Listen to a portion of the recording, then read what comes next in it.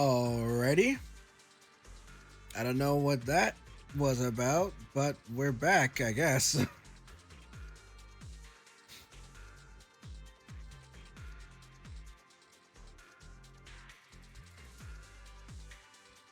Nothing seems to be happening on my end. Maybe it's a problem with OBS. I shouldn't be having any issues. Yo, stream dying. Yes, my stream go to voicemail. Bye bye. Bwong. Jeez. Why is it doing this to me? For the past few days, it's been doing this to me.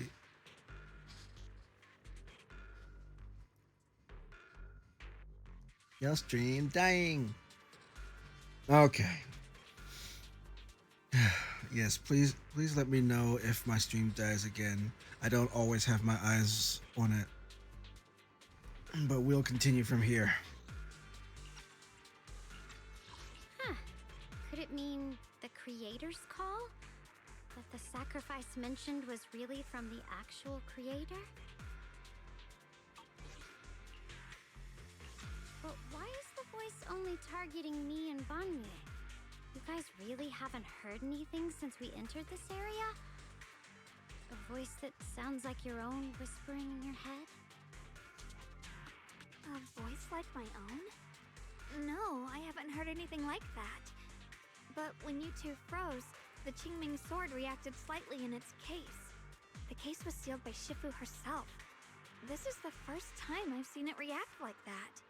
That's even more interesting.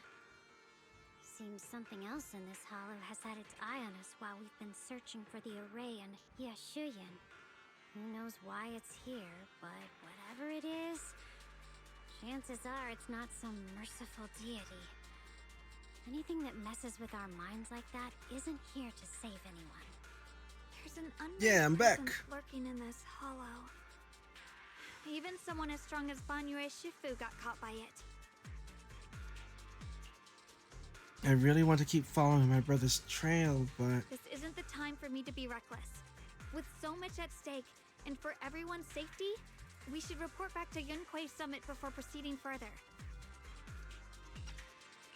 Shifu and the elders know Limnian Hollow better than anyone. Someone may know what's behind all this. Xiaoguang has a point. The miasma is really thick behind the barrier, and that weird voice could come back any time. We'd better get out of here. I agree. Having that voice keep crawling into my head, it's starting to get on my nerves. I'm sure. Banyue Shifu? Well, what do you think?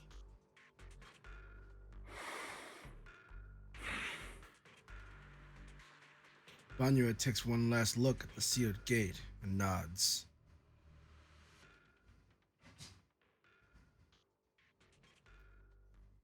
Yeah, I don't know what it is. I think it's either Twitch or freaking OBS that keeps cutting me out. I really don't think it's my internet because I don't know. But thanks for letting me know that it got disconnected. Please let me know if it happens again. After returning to Suibian Temple, Xiaoguang tells the mystics there what's going on. So you're Ye Xingguang, the one who inherited the Qingming sword at a young age. I've heard that your talent really stands out among the younger generation of Yunquei Summit, and that you might even be the most likely to become a void hunter. That's more praise than I deserve. Everyone, it was my recklessness that kept me from realizing how serious the situation was. I shouldn't have kept things from you. I owe all of you a sincere apology. Sorry, everyone. I wanted to wait until we had some leads on Senior Ye's whereabouts before telling the truth. I never thought we'd find something like that weird miasma fluctuation. After our trip to the Hollow, I understand just how serious the situation really is now. It concerns the safety of Waifei Peninsula. so I can't hide things anymore. But please trust me. Though I don't have evidence to prove it, my brother must have a reason for covering his tracks and for being seen alongside Sarah. I know he wouldn't betray us. We grew up together. No one knows him better than I do. He's honorable and loyal. He would never abandon his morals or hurt others for selfish gain. Xiaoguang, Junior, we understand how you feel. We all know what kind of person Senior Ye is. We've already contacted Yishuan Shifu. She's tied up with some other important matters at the moment, but she'll head here as soon as she can. Until then, the decision rests with her. Thank you for your trust. There's no need to be so formal. Just call me Xiaoguang like before. And please, help us get to the bottom of the abnormal miasma fluctuation before Shifu arrives. Of course, we'll do everything we can. But Xiaoguang, for now, you should remain here at Suibian Temple. Junior Wise, please stay with her. Huh? Yishuan Shifu specifically requested that you not take part in the investigation under any circumstances. What? But... I'm sorry. We'll head out and start investigating with the other mystics at first light tomorrow. You just wait here for our return, all right? I forgot ads was coming up again. How do I...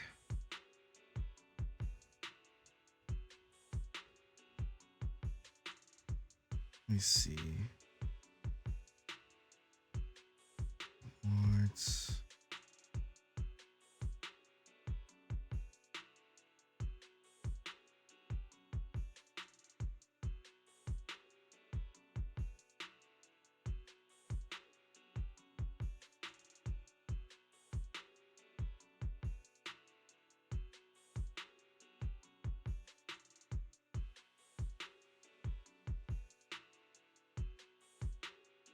What is this?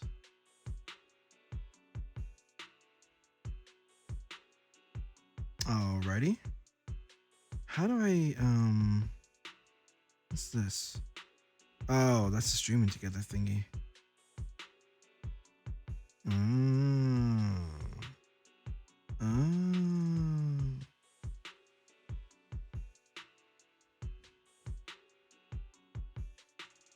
Oh, wait. Oh, jeez.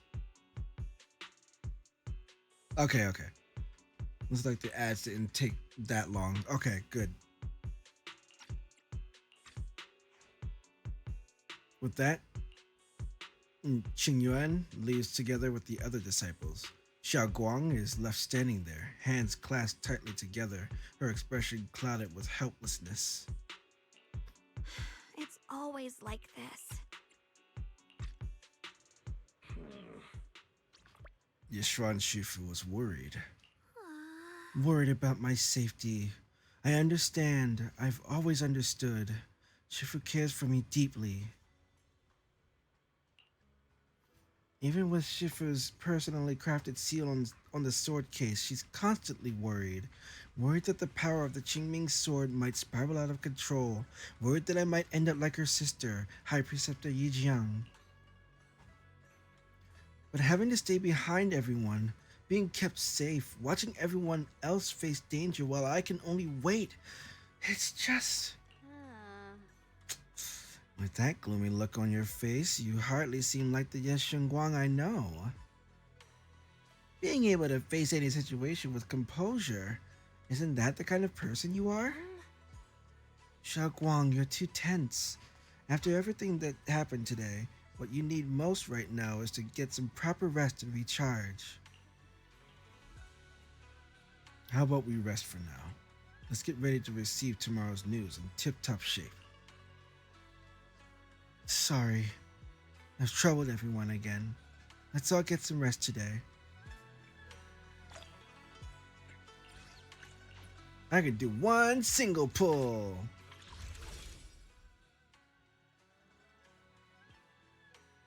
Boop!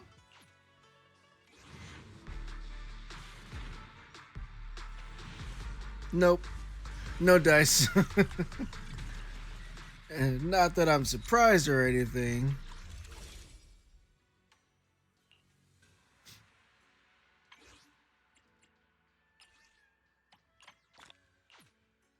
I can do 4 more single pulls.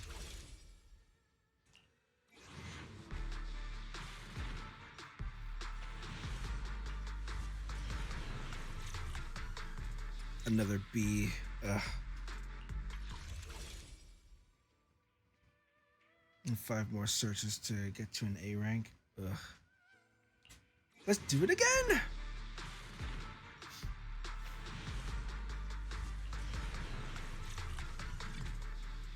Lame.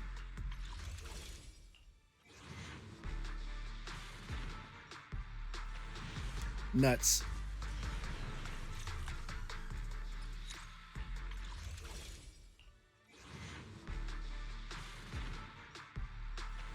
Boobs.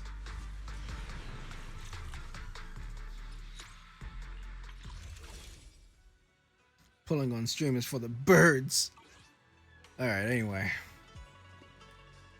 Get ready for bed. Optional chat with chat more with Xiaoguang. She's in here.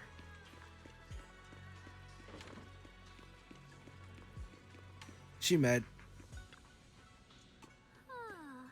Hmm? Haven't gone to bed yet? I just wanted to come see you again. I'm still worried about you. It's alright. I was just feeling a bit down again. But after everyone's comforting words, I'm feeling much better now. At least those 2 illusions today gave us a clearer picture. You must be exhausted from running around with me these past couple days. Go get some rest.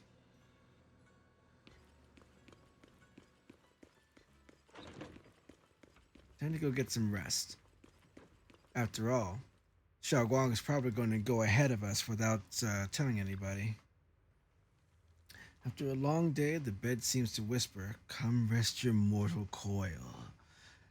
That's what you're meant to do right now. Like falling into clouds, gently sinking, surrounded by tenderness, you drift off into dreams. But under the cover of night, there are still those who remain awake in Phylum Heights. Oh, it's Sarah. And oh, what do you know? It's the kid, something Ching or something like that. Whatever his name is. Who would have ever even guessed? I would have guessed. Well, this is unexpected. You let that insignificant little pawn go free. Such mercy. Doesn't quite fit the image of someone hell-bent on revenge, ready to die alongside their nemesis. Ning Chan, that's right. They're just an insignificant pawn. They have minimal intel, and their life or death won't affect the bigger picture. You'll need to cut off every loose end. On the path to meet the Creator, any impious noise must be thoroughly purified. Just like those traitors. Who once basked in divine grace, yet harbored doubts, daring to commit blasphemy, they are now very quiet, utterly quiet. As for you, showing mercy to even a little pawn, how can I trust you won't go soft on Banyue at the crucial moment? Or perhaps hesitate when it comes to your own ending? Whether you trust me or not means nothing to me. I've said it before, making Banyue pay in blood is my punishment for him, and the ending I've written for myself. You're sharing in the same punishment as him? How ironic. Don't tell me you're still clinging to that pathetic illusion of a master-disciple bond. Don't make me laugh. Cut the pointless probing. We're just using each other to get what we want. My decisions are none of your business. Don't get too hung up on your so-called god puppet. Better pay attention to those you keep in your company. For your sake, You'd better pray your creator is really as omniscient as you claim. You mean Yes Shuyan? His little schemes are insignificant.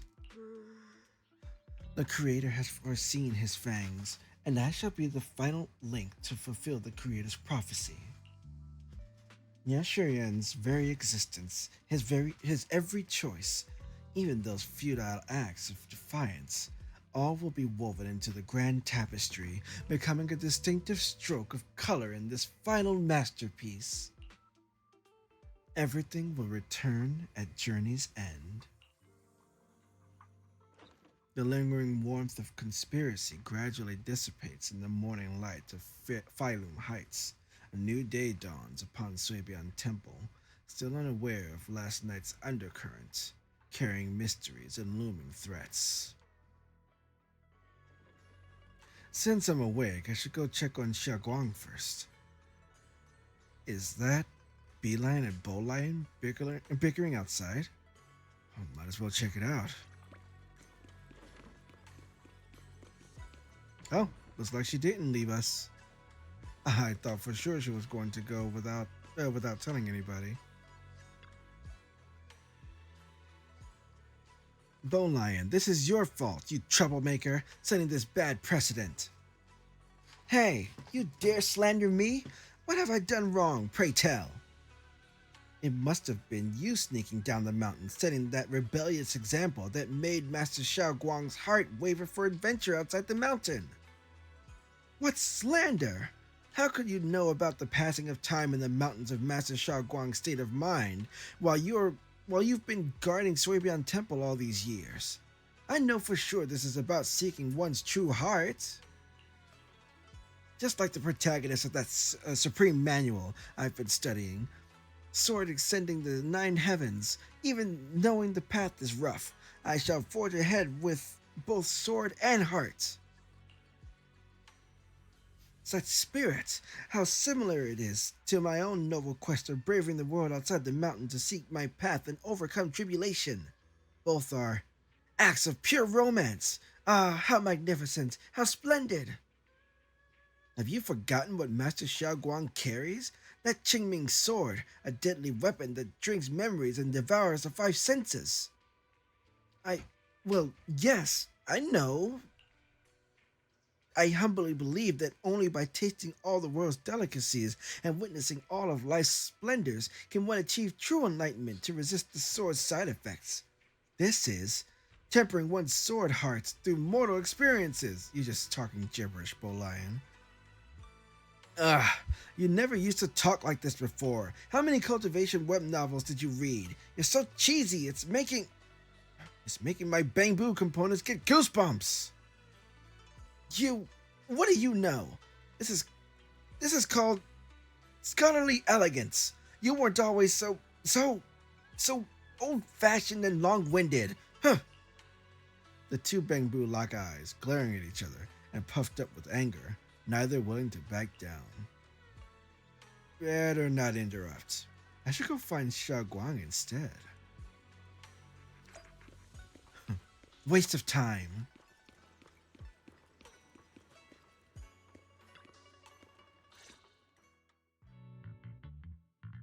Xiao Guang stands alone silently, her red ribbon as striking as when she first walked in Suibian Temple. Only now she seems weighed down by many unspoken thoughts. Morning, Senior Xiaoguang. Morning. Wait, why senior all of a sudden? What? I was thinking of when we first met. I was just thinking of when we first met. You really liked it when I called you Senior. Right. Now that you don't have to keep your identity hidden, Indeed. might as well bring it back. It really suits you. Alright. Junior Wise. Present. Present, Senior Xiaoguang. A faint smile softens Xiao Guang's face. Before Yishuan Shifu gets here, better keep Xiao Guang occupied. I'd better keep Xiaoguang occupied and make sure she doesn't go off on her own until Yishuan Shifu gets here. I'm surprised she hadn't gone already. The weather's really nice today. Wanna go for a walk with me? Come to think of it, I've never shown you around before. Then I'll be counting on you as my guide. Hmm. Hmm. Should we head out now? Need to prep anything? Earlier, when preparing the guest room for Guang, Belle apparently also prepared some casual clothes based on Fairy's lifestyle preference analysis report. Maybe I should persuade Guang to change into them now. It might help lift her mood. Want to change into something casual? It might be a nice change of mood. Huh? Casual right now? After explaining to Guang, though she's a bit shy, she still nods gently and goes back to her room to change into the dress. It's very pretty. After changing clothes, Guang's eyes hold a mix of sweet awkwardness and a subtle hint of anticipation. they're, they're wagging in the wind like ears. That dress looks great on you. Really? That's a relief. I was worried it might seem too childish, not quite fitting for a senior. You look super sweet and approachable now. And now we're all ready. Let's get going.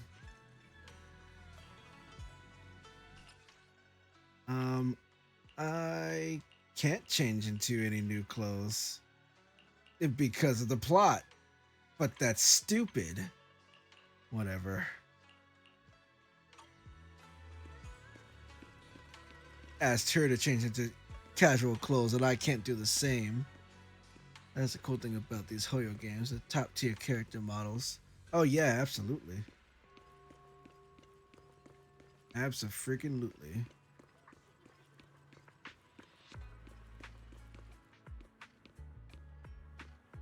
Pink looks really good with brown.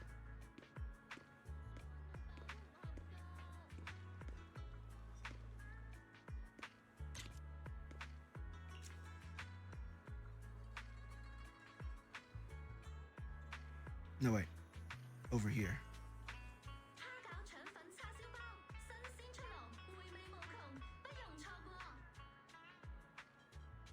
And pick.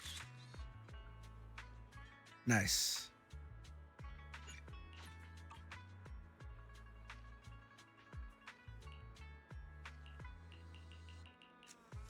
All right.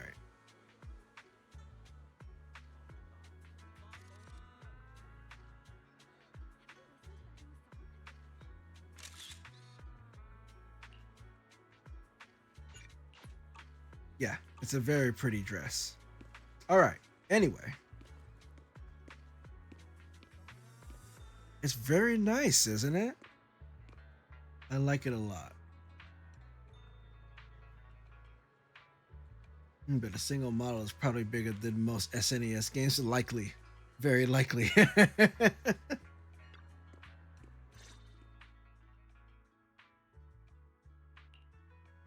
Yamchasin? From the looks of it, it's a pretty big tea house. Want to check it out? Yeah, it's always it's always packed. You got all kinds of intel and the food's amazing. Want to check it out, Guang? Yes, please. I've been to a banquet here before. I once came here for a banquet with some big shots, but between Big you and me, shots. the food they served those VIPs wasn't nearly as good as their regular dishes. Oh, really? Right in front of her, Wise. Jeez. What's wrong with you? Whoops. I hope no one heard that. Sweetie, how's it going? Dummy. Hope business is booming. Do you have any recommendations for today? Another regular customer. Welcome! Is this young lady a friend of yours? She's got the aura of a true connoisseur. Would you like to try our seasonal special? I can faintly smell some osmanthus in the air. How lovely. That would be our Moonvale Osmanthus cake, fresh out of the oven. They're made with the very first golden blossoms picked just this morning. Soft, sweet, melts in your mouth. Not in your hands. I guarantee it's a taste you'll never forget. Osmanthus cakes always bring back memories of loved ones. This batch is limited, reserved for only our regular customers. And you won't find it on the banquet menu.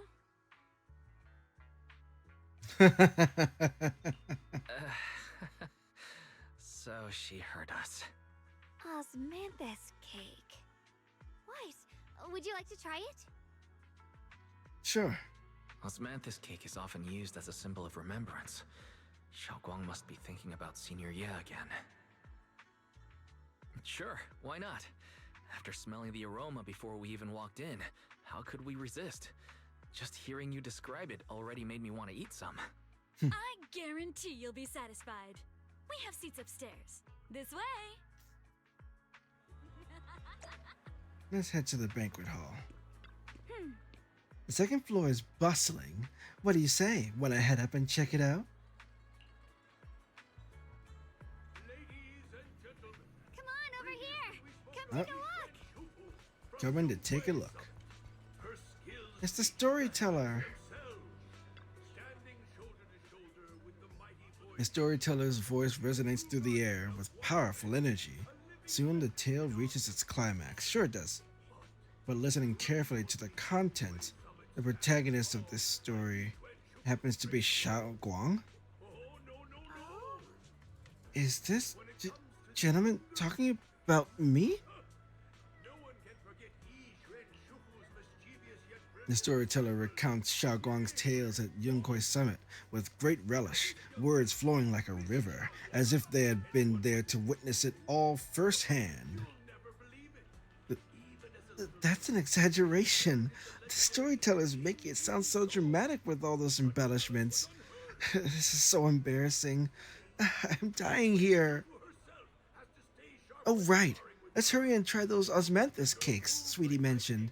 They'll sell out if we wait too long. Come on, let's go. The storyteller is still up on stage, talking up a storm, completely oblivious that the protagonist of his tale just ran off in a panic.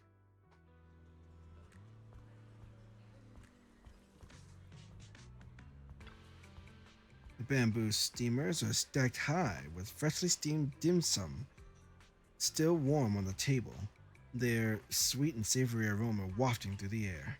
You can smell a gentle yet unmistakable sweet osmanthus fragrance. I don't know what that smells like. Like capturing a scene of blooming osmanthus trees and these delicate crystal-like desserts on the table, waiting to be savored. Special events! You share the osmanthus cakes with Xiaoguang. So, what do you think?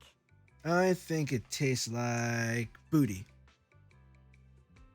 That's what I think. I'm the host here. I should be the one asking you. I was gonna ask you the same thing. It's fragrant, sweet, and soft. Here, have a few more pieces. Osmanthus cake goes best with tea. The tea helps to cleanse the palate. Oh, I see. Osmanthus is supposed to be pretty. I've never seen one in person. Interesting. I wonder if some memories are like tea leaves that drift to the bottom of the cup, sinking so deep that they never surface again. The depths of Xiaoguang's eyes carry a mix of hope and anxiety. Very hard to read. Memories aren't like reflections in a teacup. Even when the tea leaves sink to the bottom, they can still float back up if something stirs them one day. Xiaoguang, what is it you're trying to say? It's nothing. It just feels like time's been slipping by so fast. Miss, is the taste of our Moonvale Osmanthus cake to your satisfaction? It's your first time here. I hope you'll forgive us if the service falls short. You're too kind, Miss Sweetie. The cake is excellent. Sweet, but not cloying. The osmanthus fragrance blends beautifully without overwhelming the rice's natural flavor. It melts in the mouth and is baked the perfect amount of time to bring out both texture and aroma. A true connoisseur. You've nailed it exactly. Hardly. I just like making desserts myself every now and then. If I had to guess, in addition to fresh osmanthus preserved in honey, you added a touch of roasted sticky rice powder to the filling? It gives the texture a bit more spring. And at the end, did you add a sprinkle of candied kumquat peel? There's a light citrus note that lingers. Whoa, spot on! The sticky rice powder keeps it tender but gives it structure. And the candied kumquat peel is the final flourish. You're a true gourmet, miss. It sounds delicious. Very impressive. Yum-cha scene always welcomes guests who appreciate the craft. Please, make yourself at home. I'll leave you two to it. Just call me if you need anything. Sweetie leaves with a smile on her face. Xiaoguang, you even know all that? You're a real expert. I wouldn't call myself an expert. I used to watch Senior Inhu cook back at Yunquay Summit. I thought it was fun, so I picked up a little here and there. Later, I started experimenting with some desserts of my own. But at first, the things I made were really something else.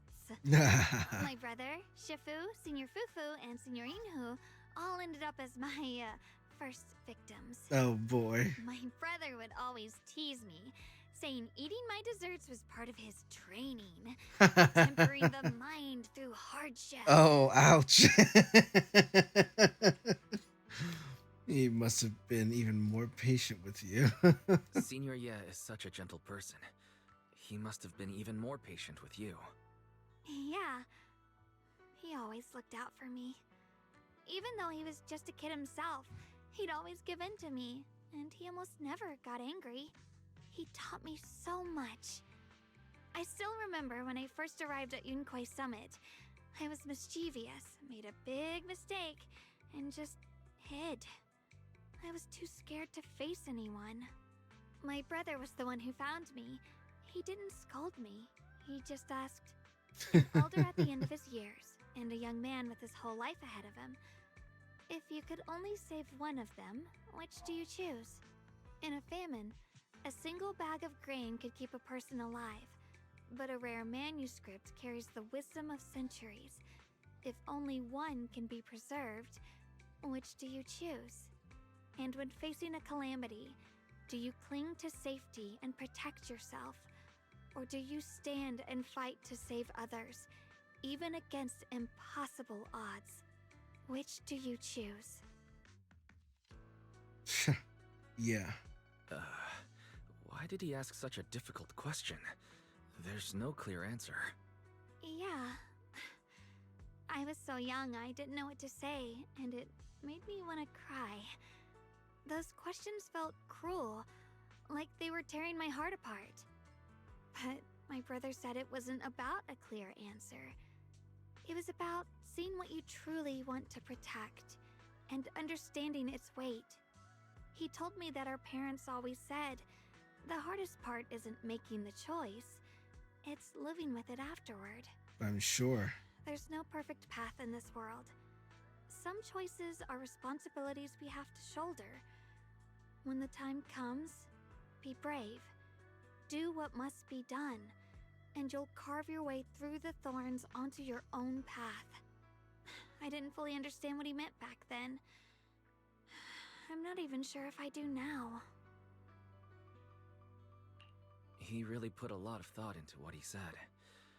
I'm sure he'd be glad knowing you could reflect on it so calmly now. I trust him, just as he trusts me. Right now, my brother has his own reasons for what he has to do. And I have my own reason for why I have to find him. Sorry, I've been rambling again. You can always tell me these things. I'm your junior, after all.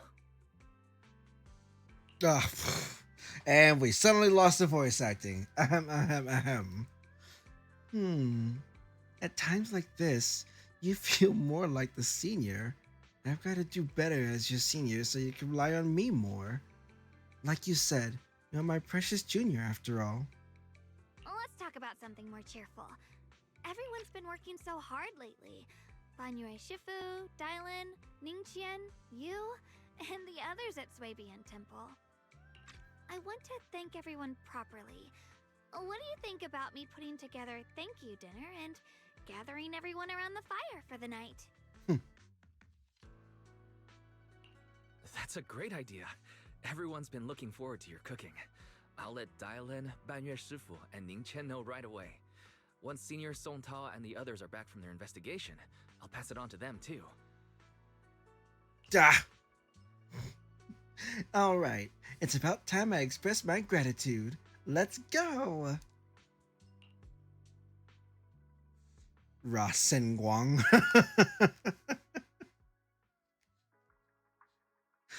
It does sound nice. As Xiao Guang and you leave Yunchasin, preparing to head back to Suibian Temple, so many Chinese words and names. So many.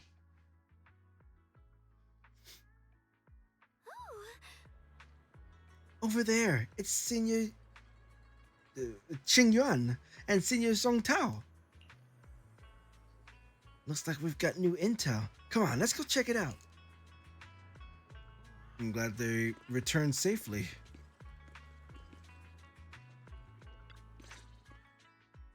Junior Wise, Xiao Guang. It is a Chinese game. You can do it. I'm trying. You're back. Is everyone all right? Any progress in the investigation? Don't worry, everyone's fine. We ran into a little trouble on the way, but we managed to find some leads. Thank you, everyone. You've worked so hard. Don't mention it. It's our duty as Suibian Temple disciples.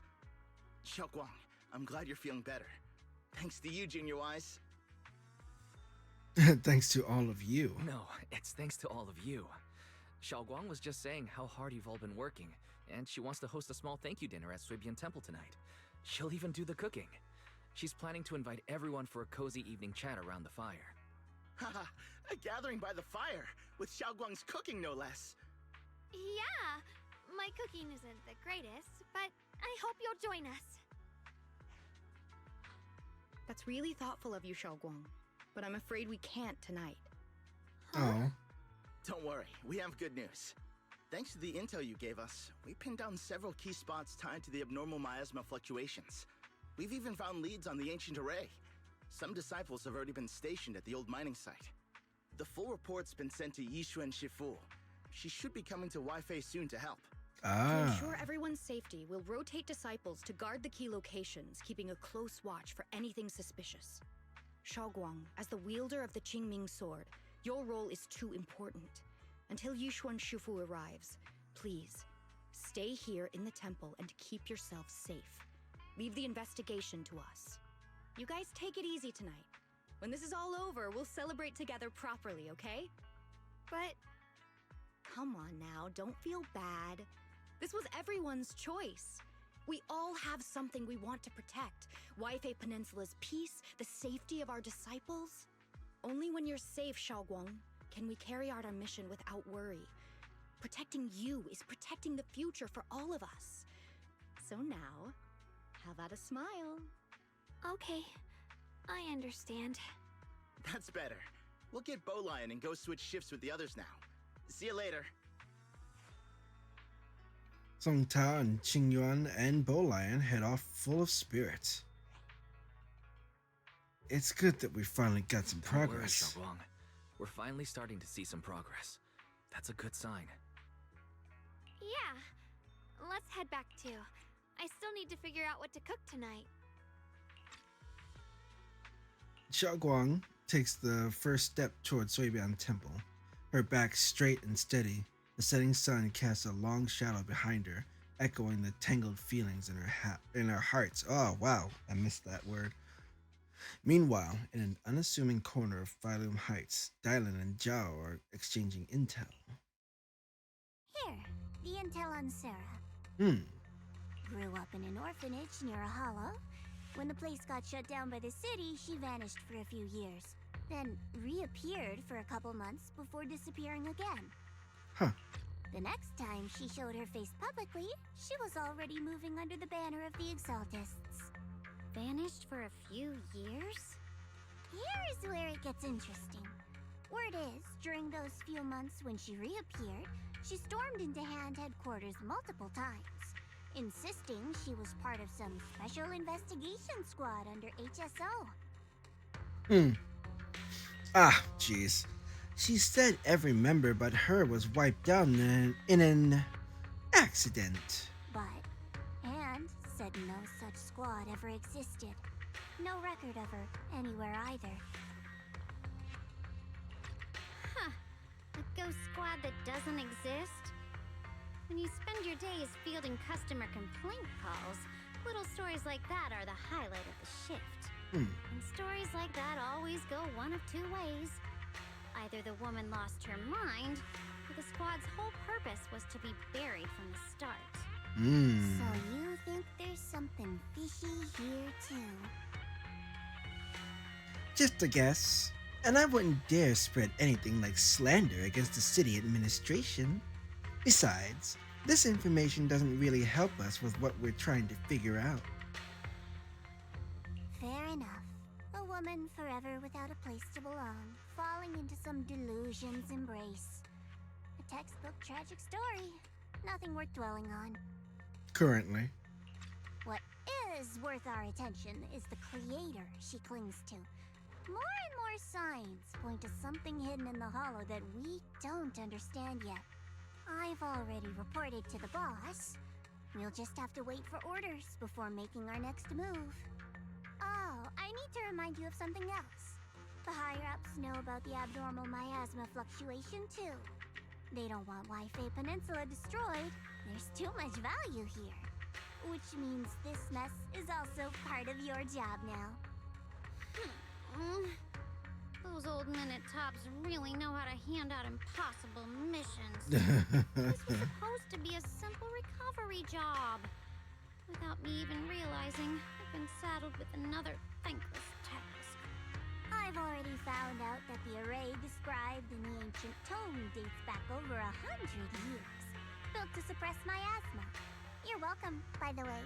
The array works by absorbing miasma. You just need to pour a large amount of ether energy into the core. But what most people don't know is, to keep the ethereal sealed inside from breaking loose, the array raises a barrier that traps whoever activates it. Oh. Which means anyone who becomes the key is essentially sacrificing themselves. Oh boy. Oh. Yeshuryan's parents once investigated the array, and he knows far more than his sister. Now it seems the secret lies deep within the old mining site. Could Sarah be planning to make Yeshuryan the key? It's not impossible. That means there's another way for your mission to kill two birds with one stone. I'm sure you've already thought of it. What if you find the array with them and get Banyue to become the key? Use it to activate the array, suppress the miasma, and in doing so, drain its power dry. Then, when it can't hold out any longer, you step in and take its core. Simple as that. Why do you keep calling Banyue it? He's he. And that girl, Yeshuan Guang. I can tell you've taken a liking to her, even if you won't admit it. So, why not? You'd be protecting her brother while you're at it. What's wrong? You're hesitating? A perfect voiceover you should be Ava?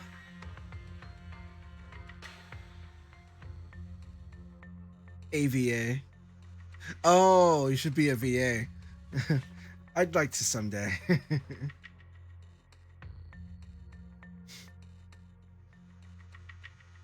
No, it's just, as the one responsible for retrieving the core, I have to make absolutely sure it's secure.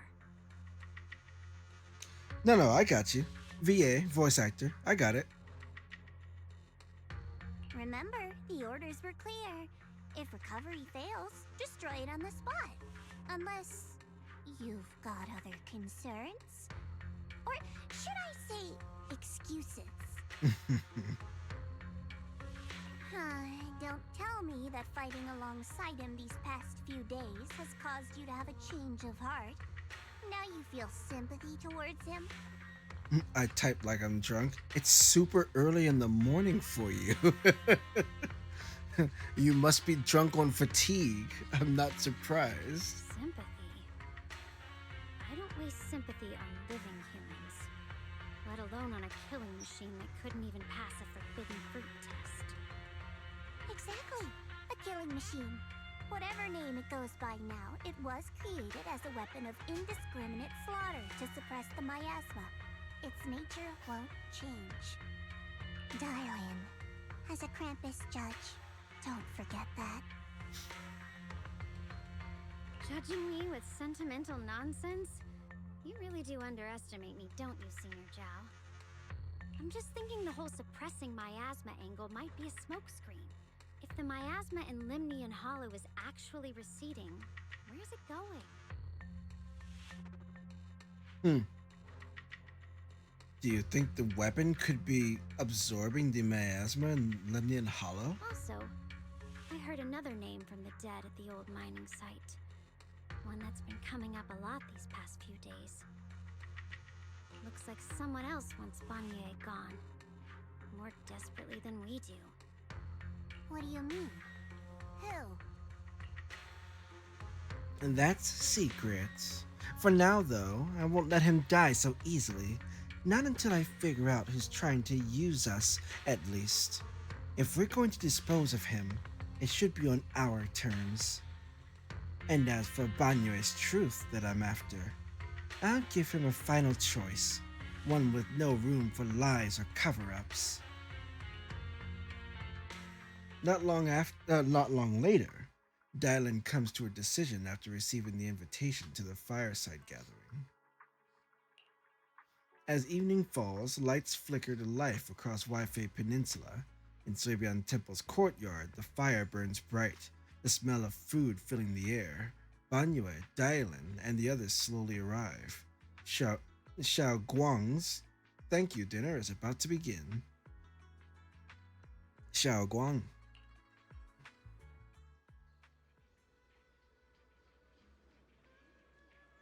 The fireside gathering is being prepared. Let's go see what Xiao Guang has in store for us. This paltry banquet is what you call a banquet dinner? There are plenty more people that live here in Suibian Temple, and this is all we get? Hello? Nothing more. For real? You've truly outdone yourselves, guys. Truly, truly. Alright, give me a sec. I need to stand up for a sec.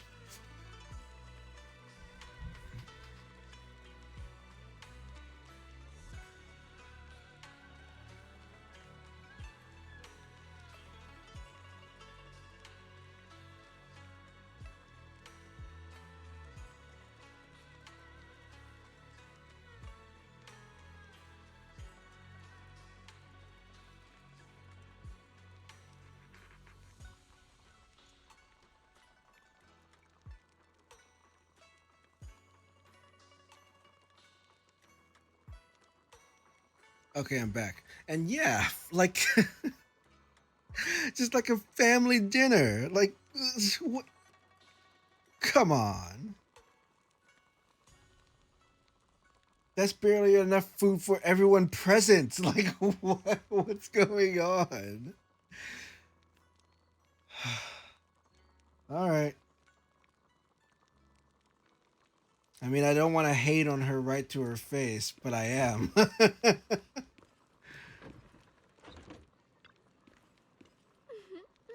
Perfect timing. Come help me check. Come help me check what else we need.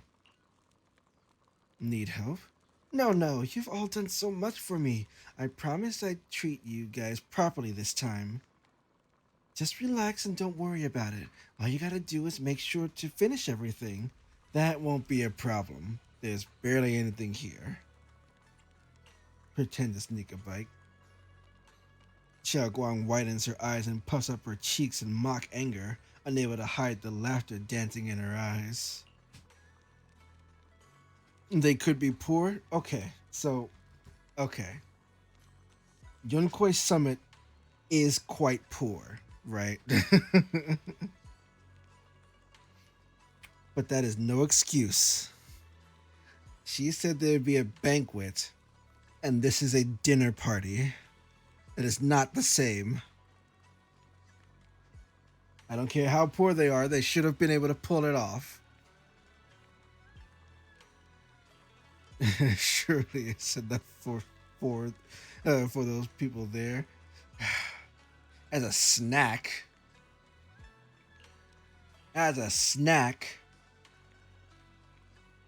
Pretend to be disappointed. There better be more behind that door, Shunguang. I'm trying to say it say it like they would. But I don't have a Chinese native tongue, so that's not going to happen. Be right back. Okay. Cough. You feel a warm sensation in your palm. Something round is pressed into it. A peeled roasted chestnut glazed with caramel. Oh. Shh. Just this one piece. Have a taste, but keep it secret, okay? This is your exclusive taste tester privilege. When the banquet starts, remember to act like it's your first time tasting it. Otherwise, my reputation as the iron-faced impartial head chef will be ruined. Oh. Nope, never mind. I was going to say so the banquet hasn't started yet, so there's bound to be more food, but that's not what that means. Xiao Guang looks like she is about to go back to her work, her mood seemingly lifted by this small gesture. She even starts humming a little tune. That sweet chestnut, secretly shared, becomes a silent little secret at the moment. Of the moment. Hey, Belle. Wise, when you guys mentioned having a late night gathering, I thought we'd just grab some takeout and chill, you know? Just sit around, eat, chat. But wow, Xiao Guang really went all out. Sure she did. But yeah, she went all out. Yep. Hi, back. I'm Rasen. How you doing?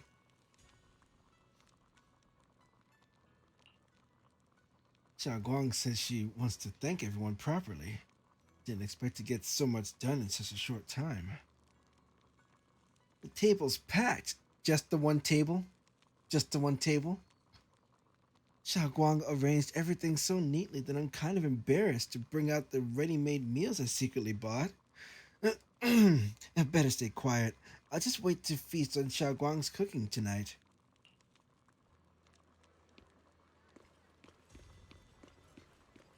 What are you thinking, Ning-chan? No one else? Alright, let's dig into this. On the large round table, warm orange charcoal flames dance in the small stove, roasting and making fruits and nuts sizzle and crackle. A cozy aroma fills the air as their edges turn into an enticing golden crisp. The aroma of fragrant tea wafts from the rustic clay pot, while plump char siu buns glisten with amber oil. Nah, I'm not a picky dinner guest. I'm just making fun of them because they're poor. Ha ha, poor.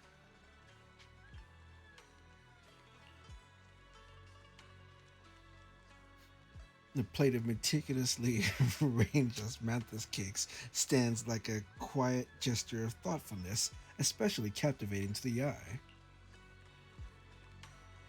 Please come this way. Sure. Xiaoguang's arranged this feast today. So what are you planning to do next? There's something I want to discuss with you. And that's so mean. I can say it. I'm also poor. Haha.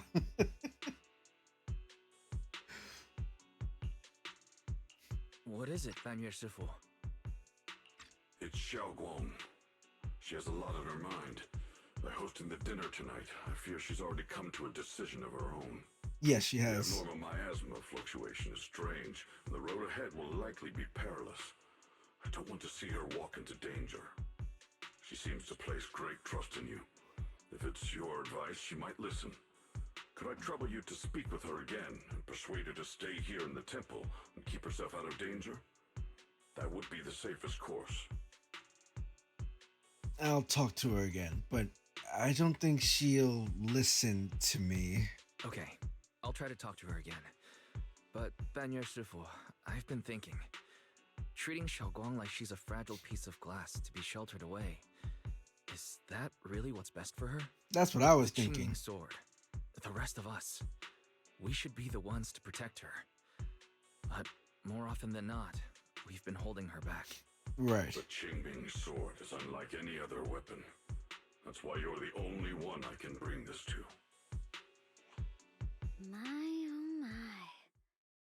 What a touching request. Okay. Yes. With a voice laced in barbs and a half smile that doesn't reach her eyes, Dialyn cuts into the conversation. I know. The way that she said that was completely disingenuous. I could feel the barbs. But tell me, Banyue Shifu, don't you think your words sound especially cruel when talking about someone your algorithms once deemed as expendable, while you stood by and watched her parents consumed by the miasma? Jeez.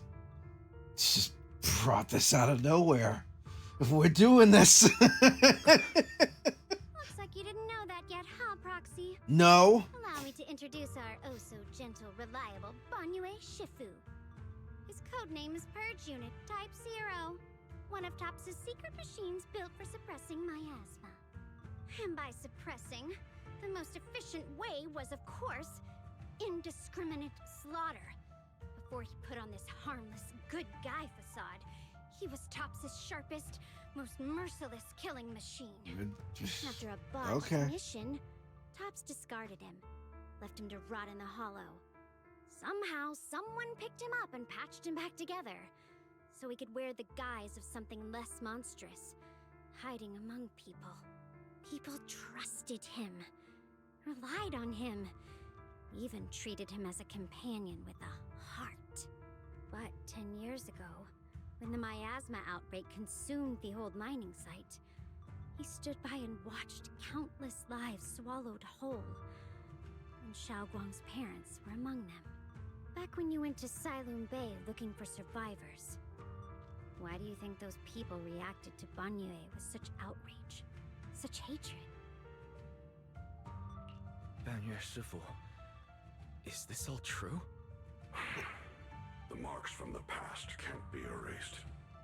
That much is certain. The past? Such a tidy word for confession. Then tell me, back then, when you failed to save those people, was it because of your so-called algorithmic logic? Suppress the miasma at all costs. The absolute order that made you treat human life like it was nothing. Does it still run somewhere deep in your core? That kind, gentle mask you wear, is it real? Or is it just a performance for us and for your own conscience, so you can forget the blood on your hands even for just a moment? Silence. The reply I hate the most. I don't even know anymore. Am I speaking to a remorseful person trying to atone? or to a machine that couldn't even pass the forbidden fruit test. Am I just wasting my breath? A suffocating silence hangs in the air until Xiaoguang's bright voice cuts through the icy tension. Ah, there you are. Banyue Shifu, could you give me a hand? This old stove is the bane of my... I'll be right there. Banyue leaves, his back still like a mountain, his steps steady and unshaken. Relax. I have no intention of telling Xiaoguang about the past. It would only breed hatred and chaos. Krampus wants something from Banyue. The simplest way to get it would have been to tell Xiaoguang outright. Let her despise him, resent him, or put him to use. Make him the key. Key? According to the ancient tome, Kagida. to activate the array and suppress the miasma, all you need is a powerful, ever-flowing ether energy source placed in the center of the array. He fits the bill, doesn't he? Once a killing machine, an energy monster in his own right. Sacrificing a machine that failed the forbidden fruit test to secure Wi-Fi Peninsula's peace?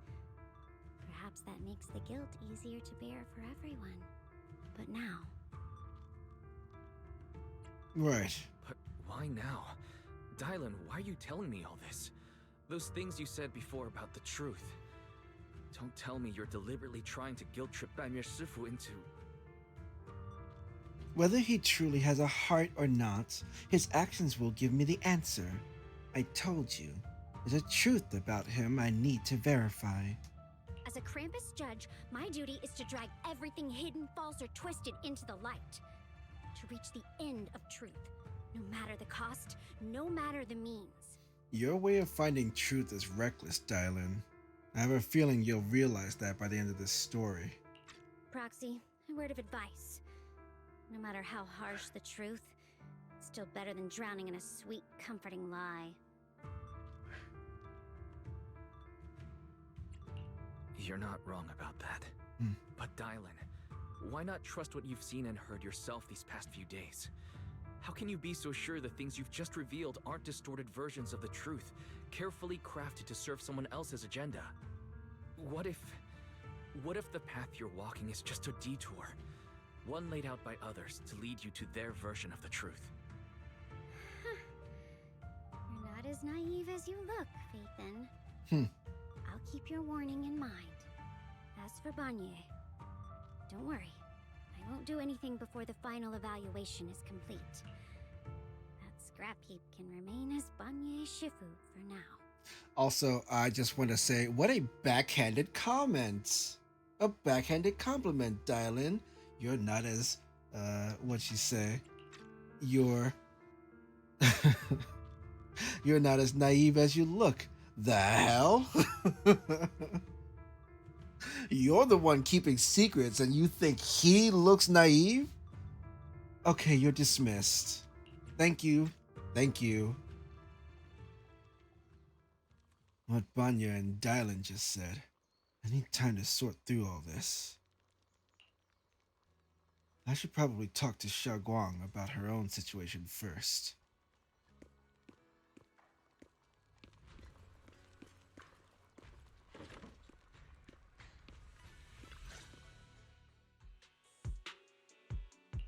Xiaoguang?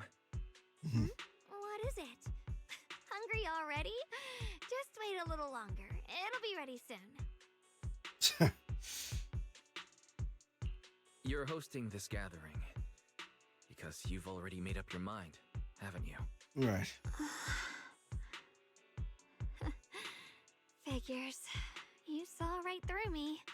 I really was planning to be honest with you, just like I said I would. Oh. Last night, after you'd all gone to bed, I found this under the door. Xiaoguang pulls out a note, its edges crumpled from having been crushed in someone's hand, then carefully smoothed out again. Xiaoguang, I found a way to break the connection between you and the Qingming sword. Oh, my goodness. It's Shurian. The power of the Creator is beyond imagination. Deep within the place we once knew lies the key to awakening them. When they descend in the days to come, my wish will finally come true. No matter the price I have to pay, Xiaoguang, you will be free.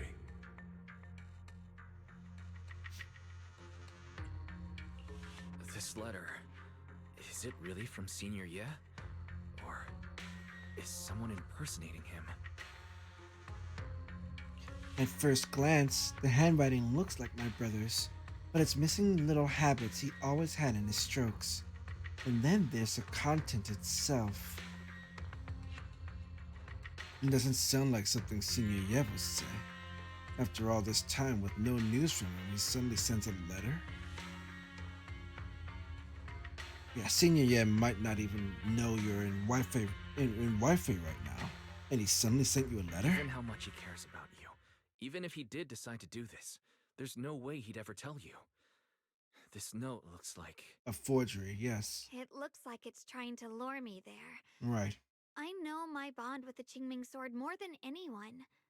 Breaking it isn't something that can be done so easily. Back when I was chosen by the sword, my brother didn't know about its side effects. He was genuinely happy for me. And we're back in ads now. Boo. Boo, we're back in ads now. Boo. Let's see.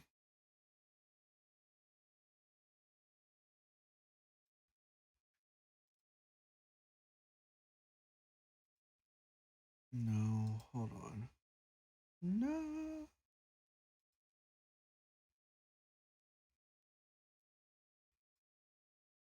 Uh, we're just gonna keep going.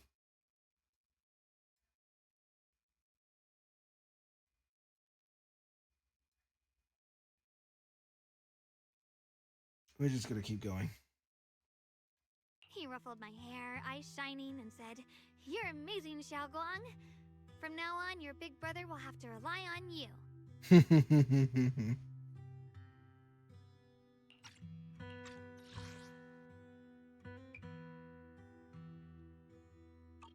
I knew what he was really happy about. That I could finally be accepted, have a real place in Yunquei Summit, a new home. But then, when he learned the truth about the Qingming sword, and what happened to the wielders before me... Yeah. What a cruel twist of fate. When we received the news that our parents really had passed, he held back his tears. He didn't want me to be even more afraid. But the day he found out the fate of the sword's wielders, my brother, who had never shown weakness before, broke down in front of me, crying and saying he was sorry, over and over.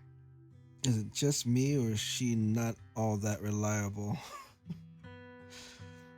Who? Shunguang? Or Dialyn? I think you mean Shunguang. She is, she's more reliable than other people let her be, because she's a very powerful wielder of this sword that they keep talking about. But the sword has major side effects, so they won't let her fight. So, and she's a senior mystic in, in this place that we are now. So she's actually pretty reliable. It's just that people won't let her be. Yes, it's an evil sword. Much like another character in this game, she also has an evil sword. Yeah, and it makes everyone worry, especially the Shifu of this place, Yishuan.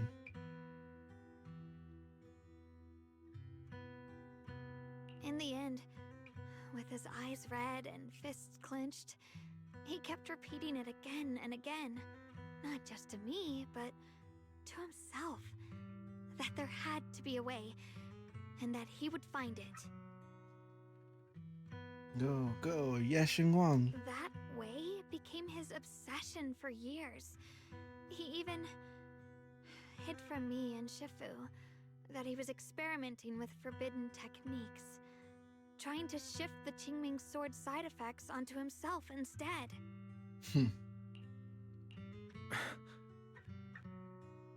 Onto himself?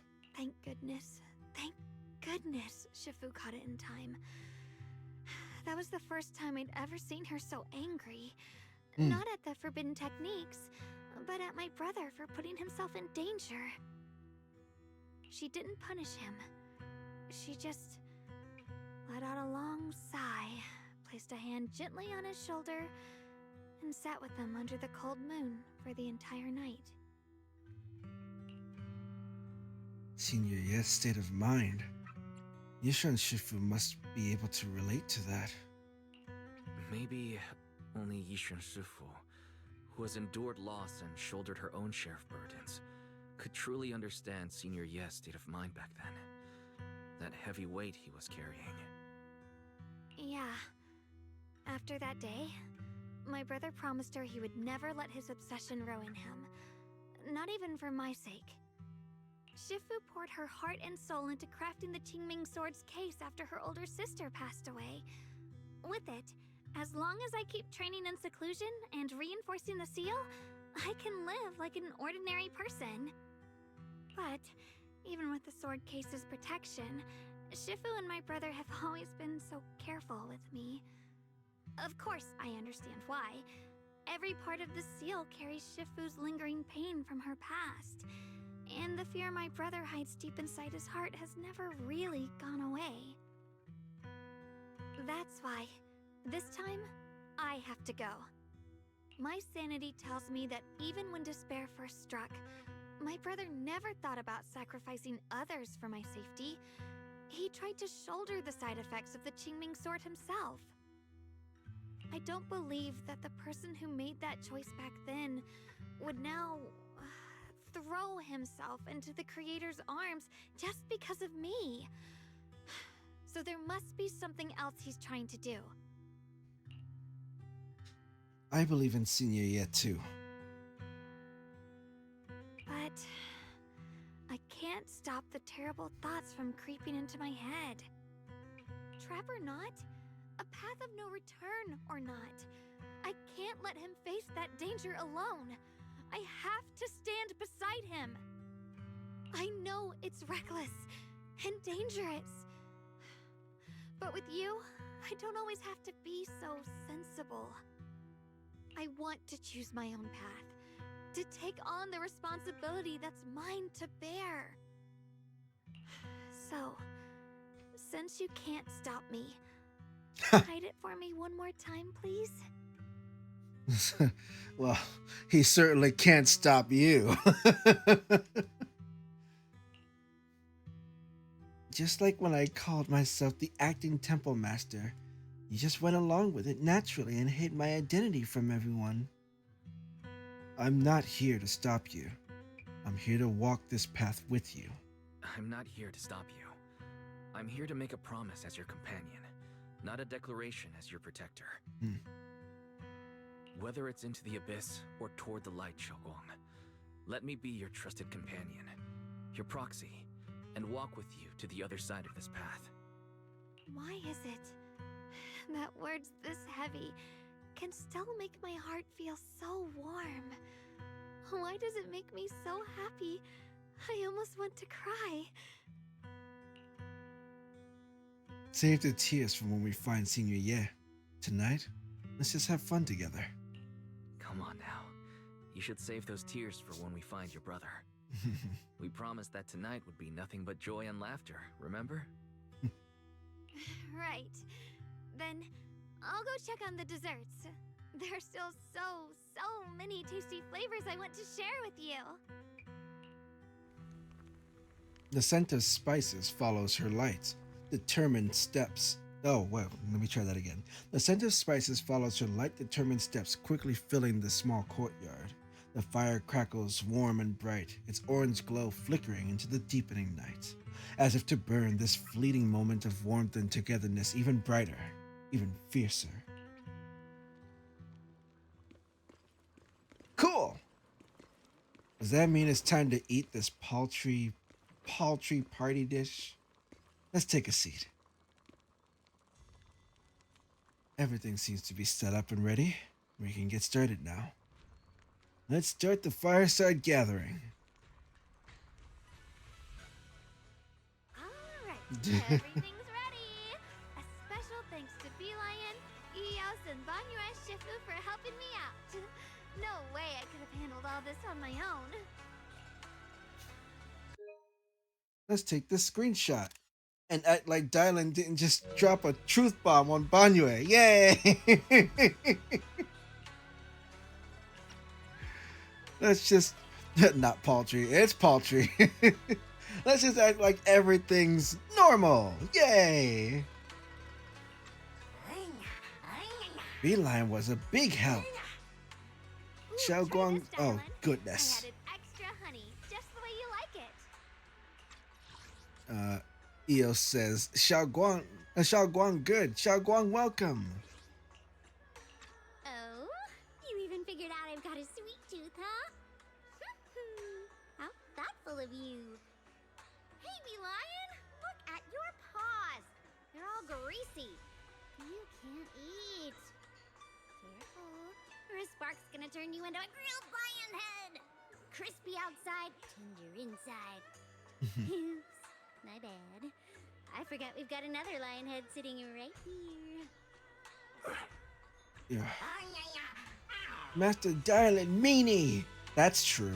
Banyue Shifu, would you like to try a chashu bun?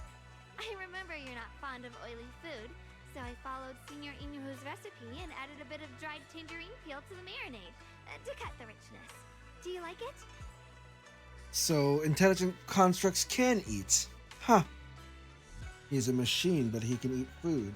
It probably just gets destroyed in his circuitry somewhere. Completely incinerated or whatever. It's perfect. I'm glad everyone likes them. They're nothing fancy, just some home-styled cooking. Xiaoguang, you're too modest. With skills like this, you could open a restaurant of your own. The balance of sweet and savory, the juiciness. It takes me back to a taste I haven't had since childhood. Xiaoguang, your cooking makes me feel all warm and full of energy. Yeah, it's been a long time since we've had a feast like this. Though I have to say, compared to the way you nearly scorched the bottom of the pot earlier, stomping your feet in panic, you sure adapted fast. Xiaoguang. Dialyn, we agreed not to bring that up. That old stuff's impossible to handle. The flames keep flaring up and dying down. Luckily, Banyue Shifu's here. Anyway, since we're all here, why don't we sit by the fire and chat for a bit? Oh, chatting? I love chatting. What should we chat about? Let me think. Oh, I know. Everyone share something funny or embarrassing that's happened to you recently. Dialyn, you first. The hearth crackles and flickers with flames, laughter, playful teasing, and the clink of glasses and cups are woven together into a rare chorus of carefree buzz. The tight strings in everyone's heart loosen without notice, heavy secrets momentarily chased away by the warmth. Time seemed to stretch in the glow of the fire, flowing quietly in its simple purity, until as the laughter slowly fades, they look up and realize stars have filled the sky. Wow, look. After all that goofing around, the stars almost look brighter, don't they? Give me that screenshot. One year, my brother, Senior Fufu, and I went to release lanterns together on a mountain behind Yunquay Summit. It was a blustery day, and the wind was so strong we couldn't even get the lanterns lit. I remember stomping around in frustration. You sure like stomping around. Eventually, I just tossed the lantern aside and lay on the grass. But when I looked up, I saw the starry sky, each star shining brighter than any lantern. My brother said that the stars are the best kind of lantern to carry your wishes. I wonder, what did I wish for back then? Feels like it's been ages since I had a moment like that. No thoughts, no worries, just gazing at the stars and having a quiet conversation. Everyone listens silently, with the crackle of flames the only sound breaking the silence. Meanwhile, the Qingming sword case shimmers almost imperceptibly under the starlight. Choices. Such cruel things. Once made, they're like stones cast into a lake, ripples pushing you forward as they spread. Looking back, those ripples already turned into a tidal wave. There's no turning back now. Ning Chan seems a bit drowsy, mumbling incoherent, fragmented words under his breath.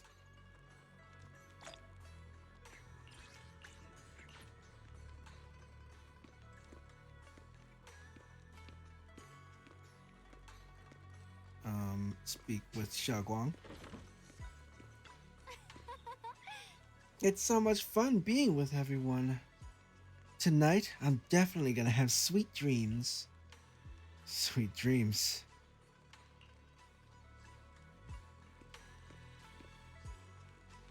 It's time. Let's do what must be done. I'm starting to long for more moments like these. Finally, some peace and quiet. No endless customer complaints, no paperwork, no urgent messages, and none of those voices.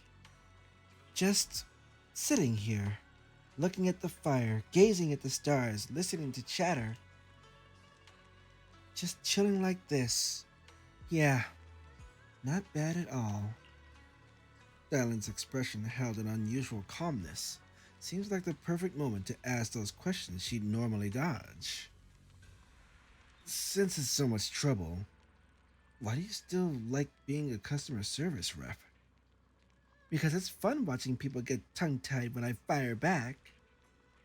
And because when talking to a living person, no matter what I say, I'll always get a response. It could be an angry demand, a helpless sigh, or even a dumber follow-up question. But whatever it is, it's at least some kind of response. Unlike in the Hollow, where you can only listen endlessly, listening to those voices of the dead. Hydrate and stretch, sure.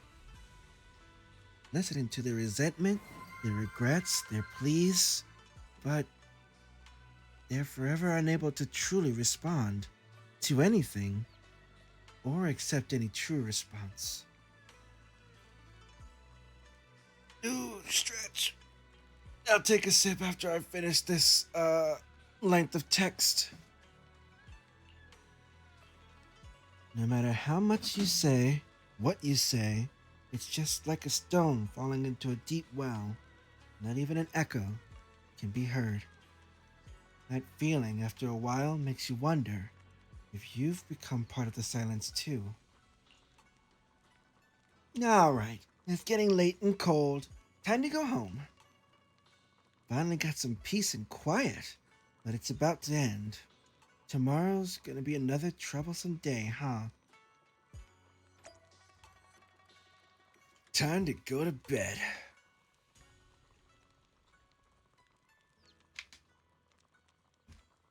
Alright.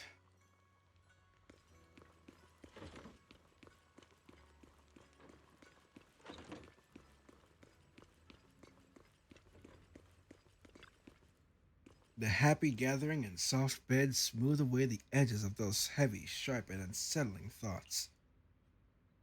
Your inner turmoil gradually subsides, letting you sink into a peaceful darkness woven from the silent companionship by the hearth. In this tranquil moment, protected by the lingering warmth of companionship, you drift into a deep, dreamless sleep. Far off, Ye Shiyan, having waited for quite a while, finds himself lost in confusion. You aren't planning to use me to activate the array, are you? Well, of course she is. Who else is gonna do it? Of course she is. No need to test me. I already told you. You'll stand with me before the creator. As for activating the array, there is another candidate.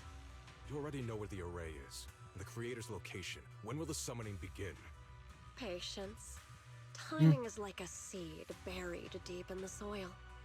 You can't simply will it to sprout. It needs the appropriate nourishment and the right season to break through the earth. Sheesh.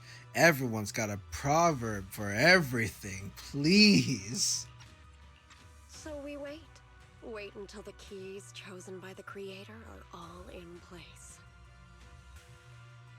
Sarah tilts her head slightly, as if listening to whispers carried by the wind, or perhaps savoring the urgency in Yeshiran's voice. The corners of her lips curve upwards, her smile laced with anticipation and cold calculation. Sounds like quite a commotion outside. Better check it out now.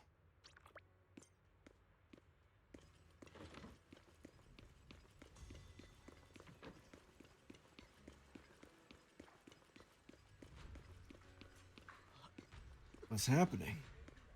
An emergency? Oh, signs of miasma corruption. Song Tao. Senior Song Tao, what's going on? Senior Songtao? What's going on?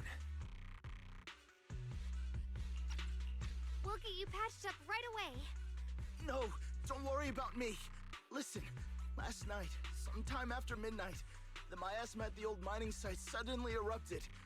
The other disciples are all trapped there now. Many of them are severely wounded. Wise, we don't have time to wait for Shifu and the others. You're right. Understood. Then let's get ready to go. Belle, we'll leave Senior Songtao to you and Lion. Right. We'll take care of him. Eos will be waiting for you there.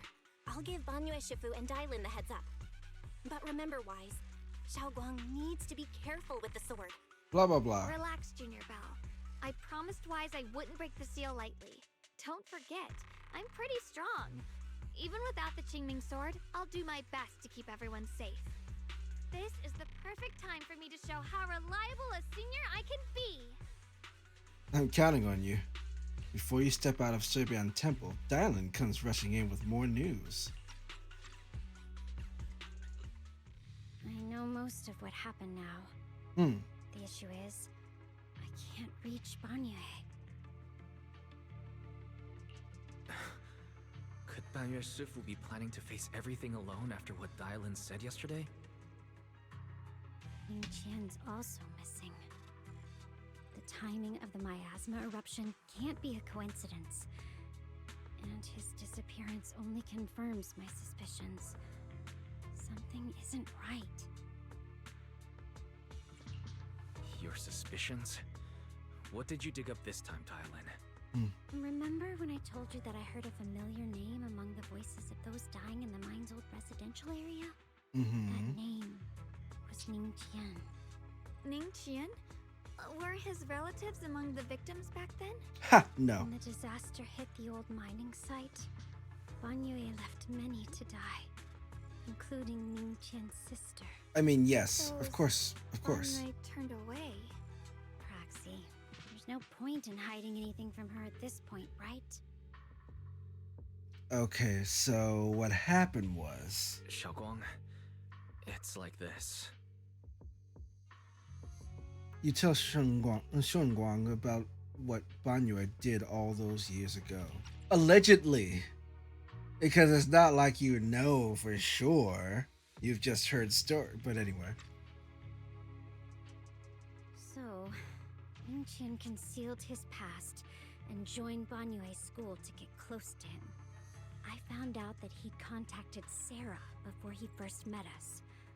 No wonder more clues somehow always appeared the moment we thought the trail was about to go cold. That's Sarah. She must have used the hatred in his heart to strike some sort of deal with him. Us meeting the Exaltus remnants, discovering the ancient tome, and learning of the array. None of that was random. Looks like that woman has been secretly orchestrating these seemingly logical events. I got Indeed. an investigation report on Ning Qian this morning. He said goodbye to his neighbors and friends at the martial arts school. Oof. The way he spoke made it sound like he was leaving on a long trip and might never see them again. Never see them again? Does that mean he's out to take revenge? Indeed. That seems to be the most likely possibility. The recent miasma eruption that led Banyue to investigate was probably meant to lure him into opening the ancient array. So that note I received? Was it a setup to exploit Banyue Shifu's guilt toward Xiaoguang and the others? He tried to keep her safe and stop Senior Ye from activating the array, which made it the perfect bait to draw him in. That's just the tip of the iceberg. I suspect the array in the ancient tome, and even the part about the key to quell miasma, were nothing more than tricks to keep him chasing. It might all be Sarah's handiwork. Think about it. Using powerful ether energy to activate the array and purify the miasma? If the array is used to absorb a large amount of ether energy and miasma, then where will all that power go? Right. The miasma in Limnian Hollow is abnormally receding. Where is it flowing to? What else is behind the residential building in the mines? And that voice in the hollow. We still don't know why only Banyue and I could hear it. But it's clear that the voice has been trying to use my memories to plant doubts in my mind. So what exactly is hiding behind that voice, trying to influence me and Banyue? Based on Sarah's actions, it's most likely that the miasma and our power is or will be directed for a special purpose. For example, sustaining that creator who is soon to descend. If that's true, then even if the array once had its use, it's definitely not some world-saving miracle anymore. Instead, it's an energy pool gathering strength for the creator's descent. As for Ning Qian, no matter how much he knows about what's actually happening, he's already become someone else's pawn. Yeah. I wonder if we could save him. I know I don't have the right to forgive Banyue Shifu on his behalf, or erase the hatred he carries in his heart. But even if I don't remember him as a child anymore, I know from the time we've spent together that the kindness he showed us was genuine. So, what about you? As things stand, what do you think of Banyue? Have you made up your mind? It's My easy. mind was already clear. Ever since we left the Hollow and stepped on the bridge that connects my old home to the outside world. Amidst all the chaos, that figure silently rushed out, carrying my brother and me over the bridge. The only hands that we could reach in that terrible abyss. The only person who held us, as sturdy as a mountain, was Banyue Shifu.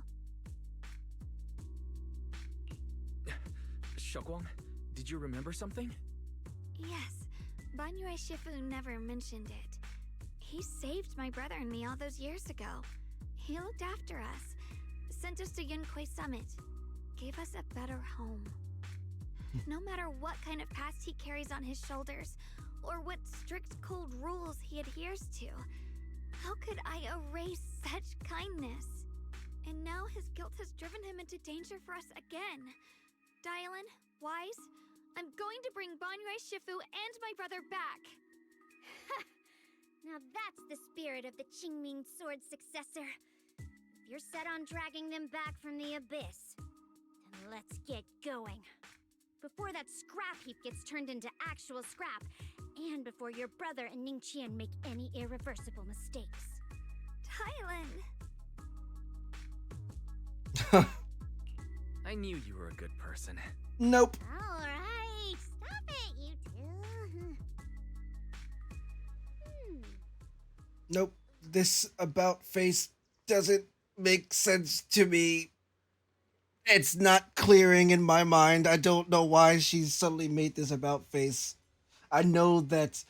Okay, so the facts of the case are right now that she knows that Banyue and Ning Qian are both being used to Sarah's end. I know she knows that, but why is she suddenly like?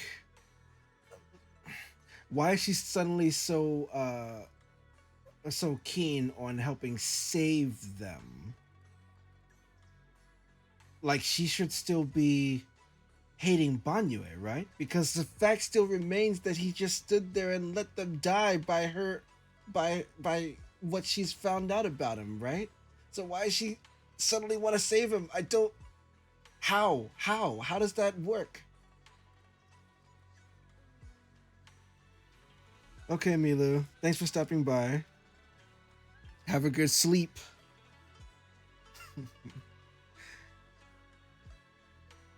I really hope you have a good sleep. Uh and you sleep for a long time. I know when it's that early for me, I don't get to sleep for too long, but I hope it works out for you.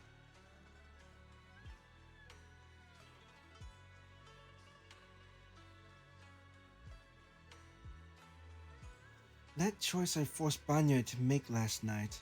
I never thought the answer I wanted would come so soon, so simple. Using truths whispered by the dead to expose the lies of the living, that is the standard by which I enact judgment, but this time, I want to use the words of the dead to gift the truth to the living. Thanks for having me. Don't get too upset so you have good health. It just doesn't make sense to me.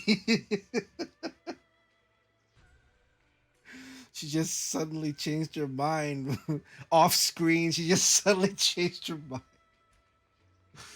Whatever. Whatever. Have a good rest.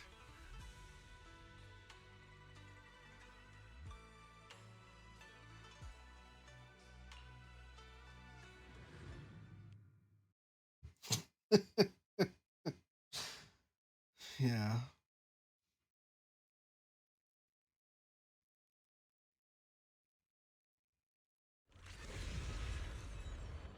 Dialyn.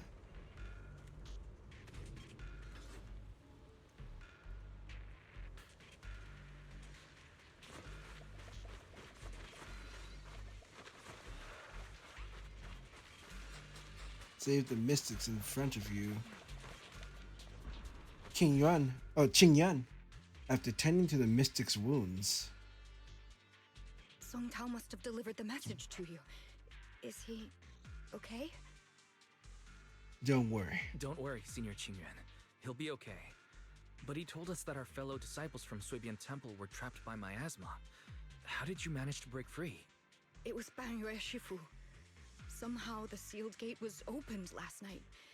Some disciples went in to explore, but shortly after, a wave of active miasma came and swept everyone away, leaving us trapped in different places. Later, just as we were about to give up hope, Banyue Shifu came and saved everyone. After he found a safe place for us, he turned and went in deeper. Of course he From the did. look on his face, I could tell that it wasn't just a spur-of-the-moment decision. He seemed as if he had long made up his mind to go in there. Okay. Did he say anything before he left? He said that human forces could no longer stop this chaos and that he needed to find another way. So he went to investigate the source. He also said some strange things, heavy words. Uh-huh. I don't know if they were meant for us or if he was just talking to himself. What did Heavy he say? What do you mean? He said, to walk this world is as to depart one's home for distant shores. When debts of old weigh heavy, they press not upon thy steps alone, but cast thy companions stumbling in the dust beside thee. He also said something like, I shall make the burden lighter, my own and far more for my companions. This debt must be paid. Just as I suspected. Yeah, look what you I thought did. it sounded strange at the time. I wanted to help him, but I was injured. There wasn't much I could do. I was worried, so I insisted he take Bolion along. Shortly after he left, toward the source of the miasma, we heard a loud noise. Then, the miasma that was trapping everyone appeared to be drawn towards something else and started to recede. He's already We were all activated it. so relieved. Until just a moment ago, when Bolion came back and reported that Banyue Shifu was trapped now. You can try scanning Bolion's memory module to find out exactly what happened, but things aren't looking good. At this rate, Banyue Shifu will be killed in that array. You perform an emergency scan of Bolion's memory module. Late last night, Banyue came back to this area alone. Let's play it!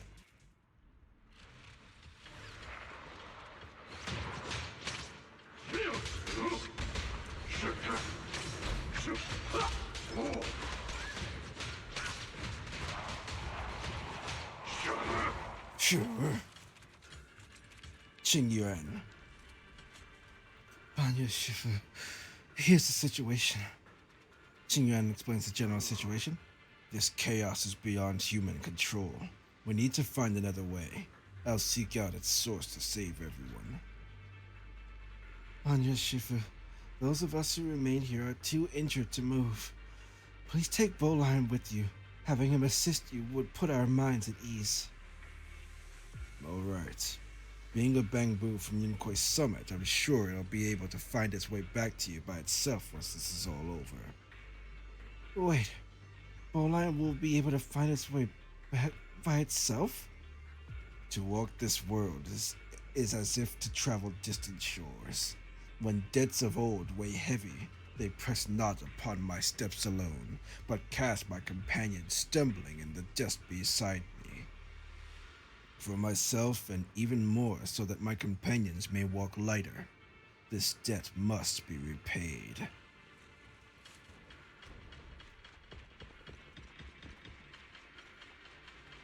I wonder if there's anything around here. Nah, looks like it's just a straightaway.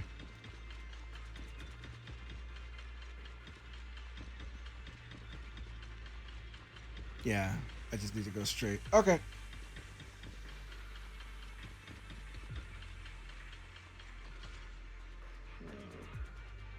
Back when I was doing my duty around here. Oops, hold on. I need to take a swig.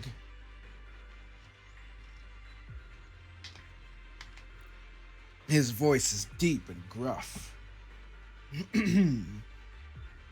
Back when I was doing my duty around here, parents would often voice their concerns about mischievous kids sneaking out to play at night.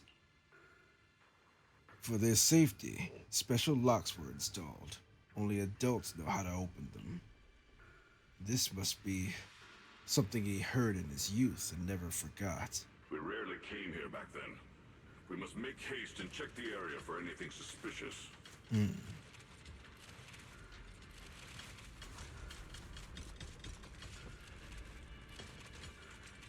You look, very much worse for wear. You'll be fine.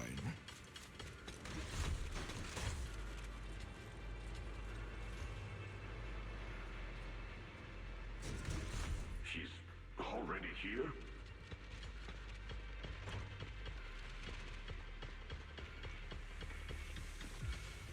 Ning Qian. Banyue Shifu, I knew you cared about the mystic's safety and would come here. Great news. Absolutely fantastic news. I think I've stumbled upon the key array core of that ancient array mentioned in the old texts. It's just that I'm not skilled enough. I couldn't fully activate the array. But now that you're here, surely everything will go much smoother. Looks like this time the miasma disaster can finally be put to an end. This place won't have to relive that nightmare again. Where is it located? There are several array pillars on the platform nearby. I'll lead the way for you, Shifu. Alright. Let's go, Ning Qian. Be careful. Over here! Banyue, Shifu! This way! Uh-huh. Your acting needs work, Ning-chan. Just wanted to let you know that.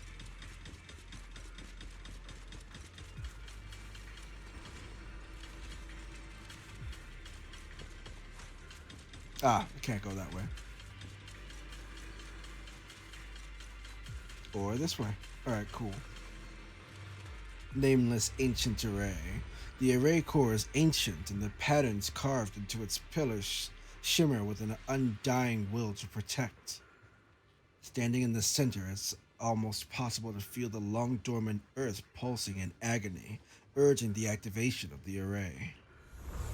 Upon attempting to guide and fully activate the array with his own ether energy, a cold, malicious will suddenly counterattacked. Fall back behind me!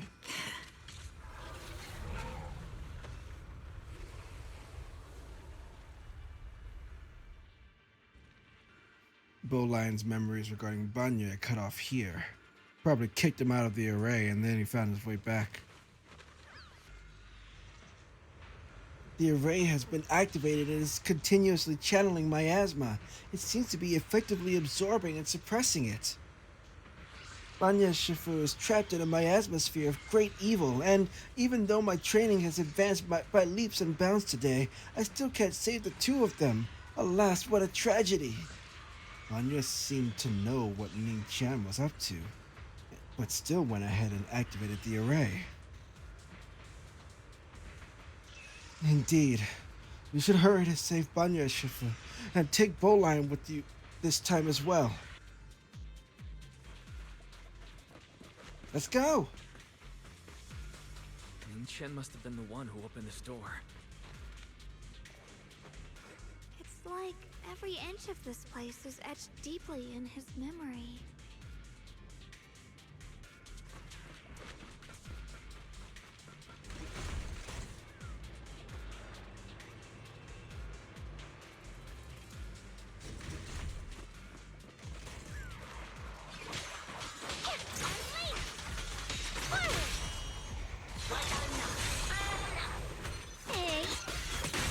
Boom!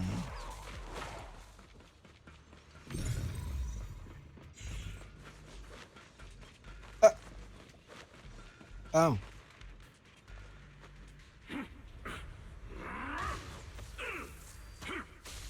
Yeah. At this moment, the array is engulfed in chaos as ethereals come rushing out like a tidal wave. Ning Qian's eyes burn with rage. His crazed words are filled with pain, despair, and twisted pleasure. Enough! Stop dragging this on, Banyue! Stop! It's over for you! Give me that screenshot. Pathetic. How long do you think you can keep up that heroic act? Stop pretending you're a savior. Look at you.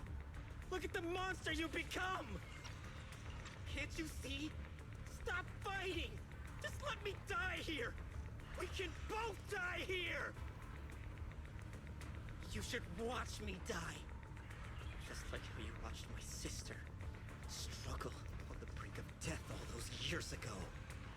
Why are you still playing the merciful saint? I've waited 10 years. 10 whole years! And now the day is here. You don't deserve to save anyone! And you don't deserve to let me live. She was the one who saved you back then. So why didn't you save her? Why? Why? These 10 years, every single day, I kept thinking, if I hadn't stormed out that day, if I'd stayed, maybe my sister wouldn't have died alone like that. My life should have ended here 10 years ago. I've been waiting so long for this day. Since you'll be dying with me, then so be it. Guess I can finally avenge my sister. And give myself some closure. Banye's heavy footsteps create a deep crack on the ground, like a lonely mountain peak, covered in scars and bruises, but standing tall and unwavering. He tenaciously protects Ning Qian and the area behind him, his fists swing in a frenzy of energy, every blow hitting like a tsunami, blasting the oncoming ethereals to dust. It's as if Banyue cannot feel the scratches and searing energy marks at his metal frame. The depths of his eyes glisten with a sorrow that pierces his soul, and a resolution that has long known his ending. His low, hoarse voice rings out like echoes in a deep valley, piercing through all the clamor, every word imbued with immense power. Ning Chen, I shall repay this debt with my life. Yes, your life is not a bargaining chip. You still have a long road ahead. Go and live. Live and see the world that your sister never saw. Banyue's burning resolve, his determination to atone for his wrongs, and his deepest and most powerful fires bent on protecting life begin to erupt. He abandons any defensive stance. Every remaining bit of energy, every fragment of existence in this machine on the brink of collapse is fully channeled into his fists. The array base has been destroyed, and now the suppressed miasma has been released. What a pain.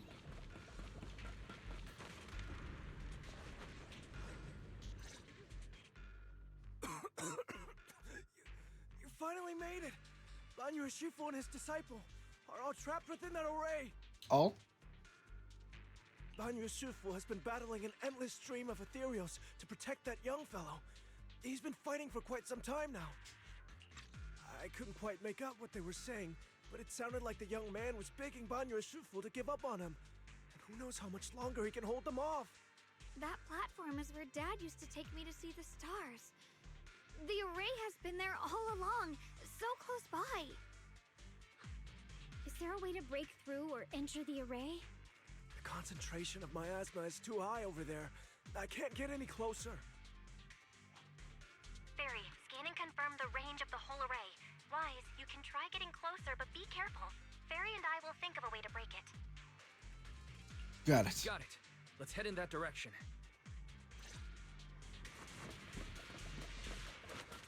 Hey guys!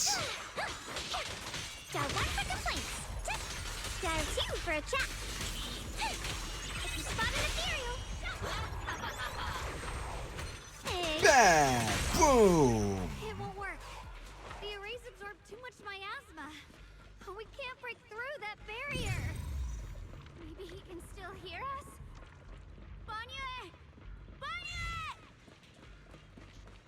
Banyue! Banyue! No matter how desperately you shout, no response ever comes from within. In the array, Banyue seems to hear familiar voices calling his name. At this point, he's fought to his limit and cannot respond. The faint voices soon grow denser in the depths of consciousness, concealed by the echoes that sting like a silver needle. Surrender, you clumsy hunk of iron. Why endure this endless pain? Screenshot, gimme! It's a cool shot. Open your core and embrace this great power. It will grant you rebirth and eternal freedom. Do you hear that? Do you hear the cries of the burden deep within your body? Your bearings are screaming. Your circuits are melting. You have long been covered in cracks on the verge of collapse. Emotion module overload. Forcing deinstallation to clear redundant emotional data. Re-verifying core command. Suppress miasma by any means necessary. Dive in. Sink into eternity. Behold how they long to accept you. Why resist? You are a part of this filth. This shell is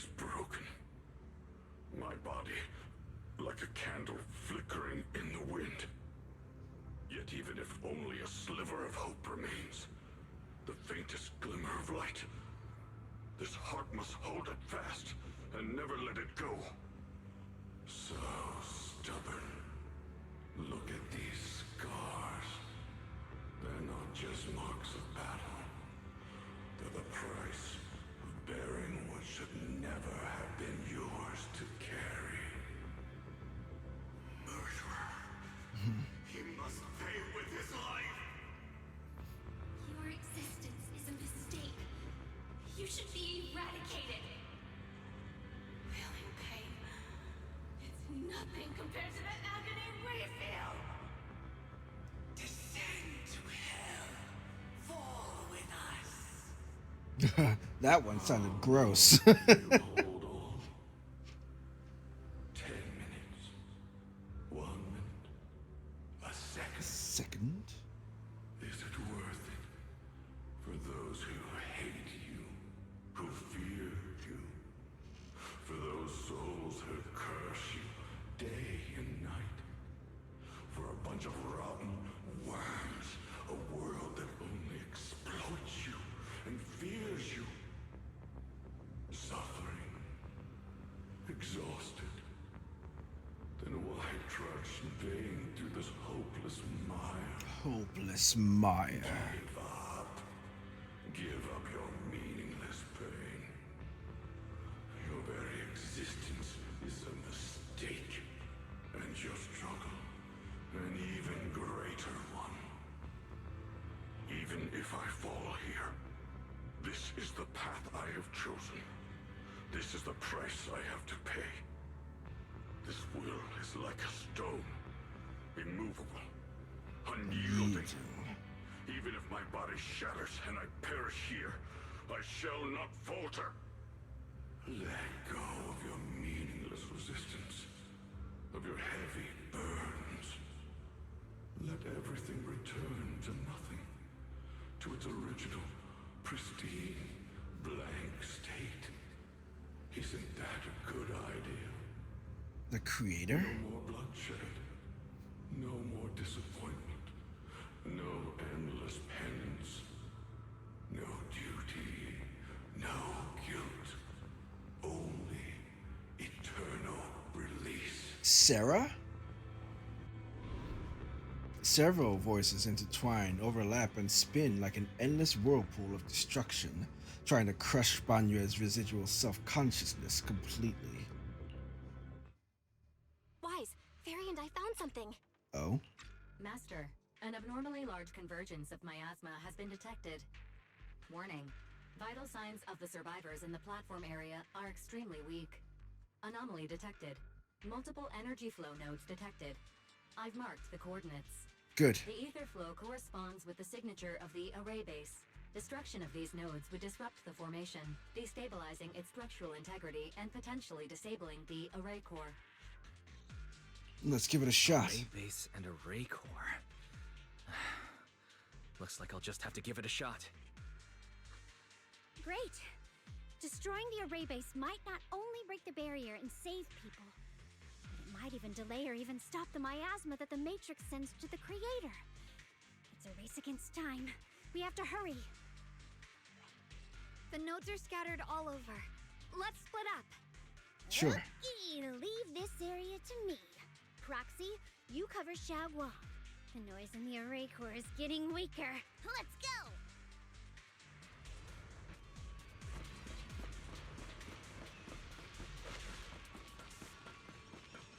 Yeah. Let me through.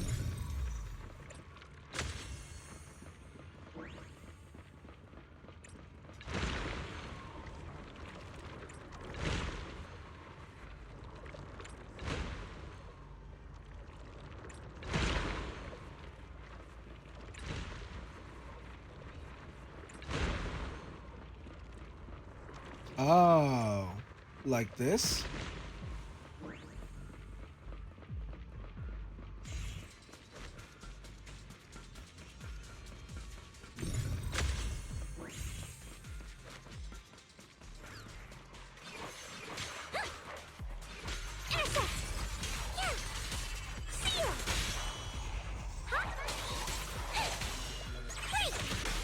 Boom!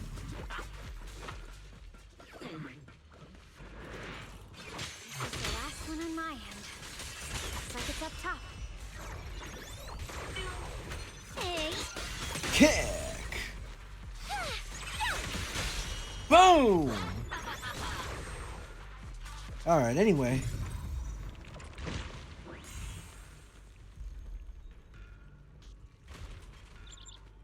Huh? Is that Yishuan's bird? Could it have been trying to send a message? Once we rescue Banyue, we should tell everyone about this. Dial 1 for complaints. Dial 2 for a chat.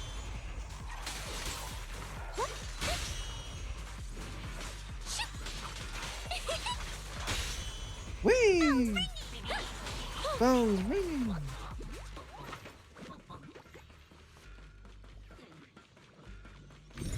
All 3 down.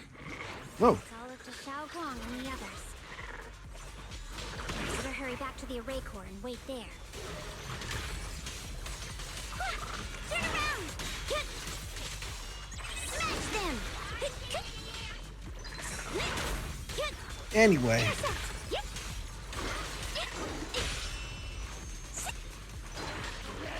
Kick! It worked! Of course it worked. No time to waste. I'm going ahead.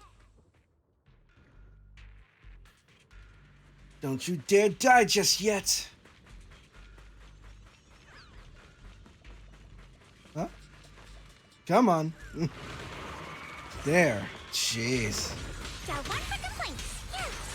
Dial 2 for a chat. Phone's ringing. If you spot an ethereal, shout for help. Right? Boom! Hey. Make the earth tremble! Boom! Sacrificing yourself for justice? A life for a life?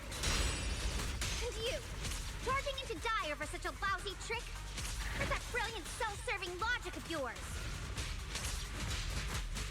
The sins of the past cannot be atoned for. Once New Gen is safe, you can take whatever it is you're after. Catch them! You knew about my mission all along?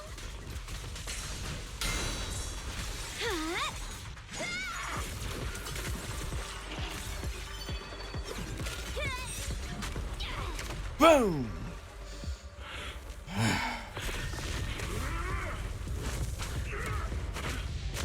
A boom!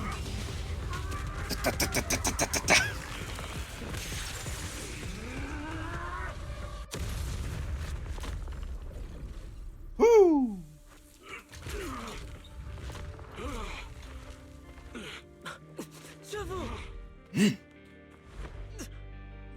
It's not over yet. And you already look this miserable. Let's end it here. My core. Please. Take it. Taking it to report back, that would be nice. But now, I have a new choice. This time, let the words of the dead grant you a truth that allows you to keep on existing. The cries and wails of endless pain, resentment, curses, and despair. The sound of accusations fills the air like a tsunami. Why didn't you save me? Why? Someone was waiting for me! Look at what you've done, you heartless monster! Remember. Remember our faces. Remember your tainted blood. A machine will always be a machine. Whoa, that's racist. I will never forgive you! Never! Just as these waves of despair were about to devour everything, Xiaoguang and the others return and step onto the platform. The voices suddenly become clear and gentle, like a beam of light piercing through the dark clouds. It brings relief and warmth, cleansing all the ruckus. Luckily, that rascal got angry and ran off to play. Big guy, can you promise to help me find him?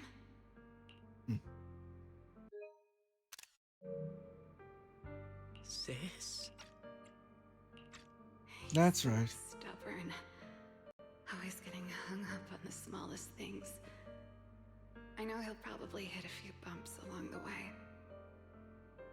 But hey, just be patient with him, okay?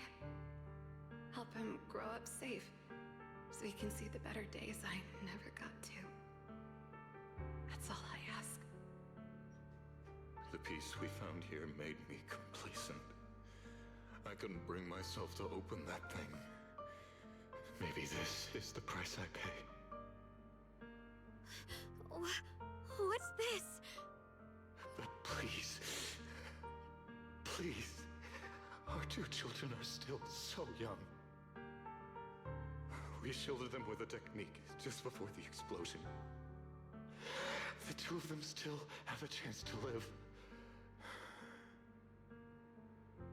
Don't let them watch us leave.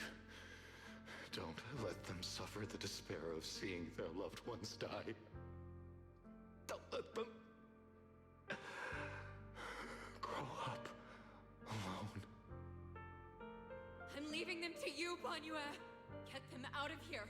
Run straight ahead and leave this place. Just make sure Ayuan and Xiaoguang survive. Please.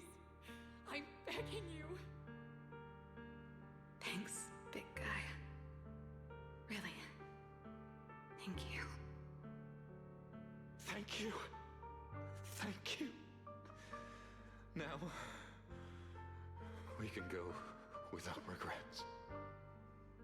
One day, when they return to their former home, remember to tell them we left with smiles on our faces. The words of the deceased fade away, and their final words come to a peaceful finish. Mom, Dad, you'd understand my decision, right? Sis! Sis! Why did you do this? Why? Why? Why couldn't you just let me hate him? Why did all this have to happen? Sis, I miss you. I really miss you. Did you hear it now, Banyue? The voices of both those who died and survived because of you. This is the weight of the truth. Dialyn's body sways slightly, and her expression is no longer light and joking. There's a hint of sympathy in her faint smile. Like a light piercing through the haze, it gently spills onto Banyue's gaunt yet upright body. Your logic algorithms determined that there were only a handful with a chance of survival at the time. So you chose the optimal solution and didn't try to save anyone else. Yeah, Dialyn. Almost like you didn't have the full story and your hatred was unfounded. You know? You're more naive than you look. Just putting that out there. But as you stand here today, willing to step in and stop the array, you've proven that you've broken free of the constraints of commands and algorithms, haven't you? Correct. But the past cannot be... Right. The past can't be rewritten. But you're only holding on to the debt of those who were killed. You have forgotten the promise to live that those who passed entrusted to you at the end of their lives. Do you really think that falling here and sacrificing your life to repay your debts is something worth commending? You're just trying to run away. The real way to atone for wrongdoing is to live.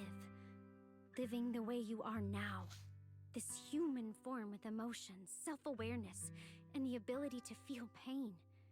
To face the trials of the past day after day, and to shoulder the never-ending guilt. Live. Live with a clear mind.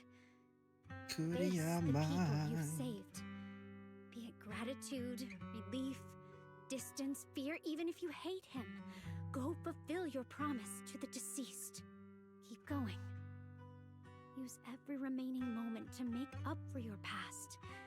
Until the very end. This is my final verdict as a Krampus judge. Dialyn's words finish and begin to sink in. Banyue's body trembles, almost too faintly to notice. In silence, the chains that had bound him for years, forged from cold algorithms, endless slaughter, self-loathing, and the weight of misunderstanding, had nearly crushed his soul. But in that moment, as he stands tall, they shatter with a thunderous crash.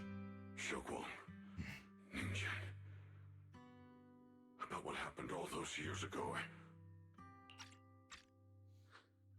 You don't need to say anything, Banyue Shifu. Actually, I already remembered it all. Back when we crossed the bridge again. You might think you're a murderer who didn't save people in their moment of need. But to me, and my brother, you're the path to survival our parents sacrificed their lives for. And not only did they give themselves up for us, but also for your chance to become human. Dialyn is right. Remorse for the dead never really goes away. But we can bear it as we go on. You don't owe the dead your life.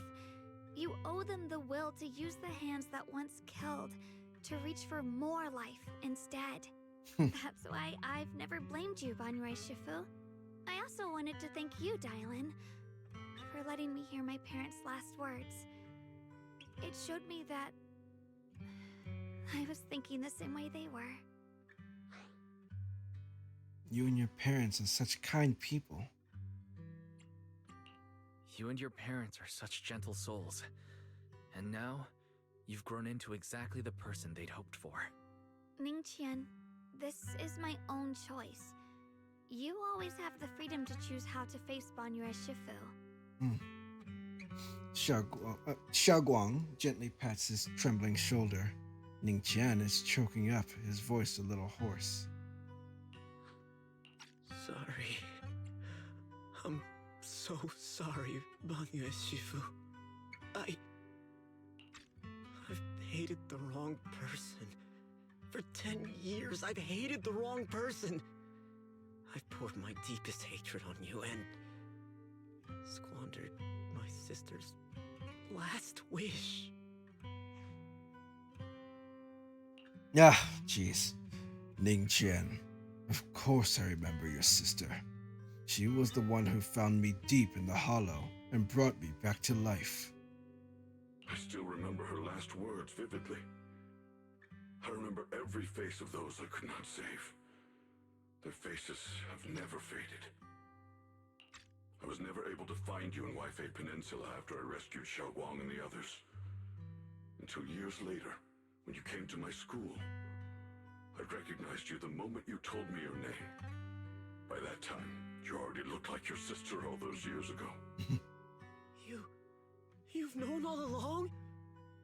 And you still took me in as a disciple and taught me everything. It was me. I made a deal with Sarah. I used the ancient tome to lure you into activating the array.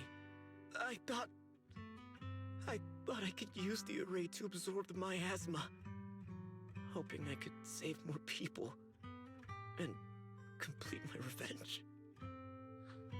Ningqian, I'm afraid you were just another pawn in someone else's game. It is still unknown whether the endless miasma was purified or just transferred to something else in the hollow. Right. It's far more complicated than you think. We've all been pulled into a deeper scheme without even realizing it. Everyone, it may be too late to say this now, and I'm too ashamed to look Xiaoguang Shifu in the eye, but there's something I must tell you. Actually, Ye Shiyan Shifu left me a message.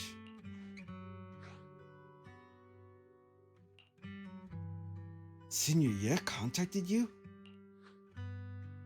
What did he say? He probably didn't know about my connection with Sarah, which is why he trusted me by mistake.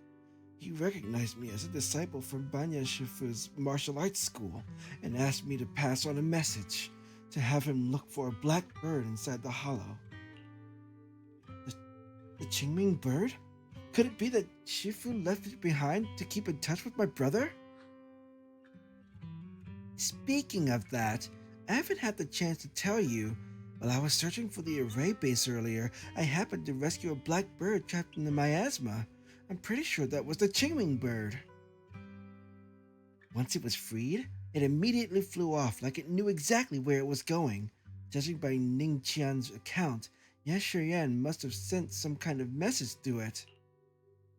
But since no response came, he must have started to worry that something went wrong in transmission.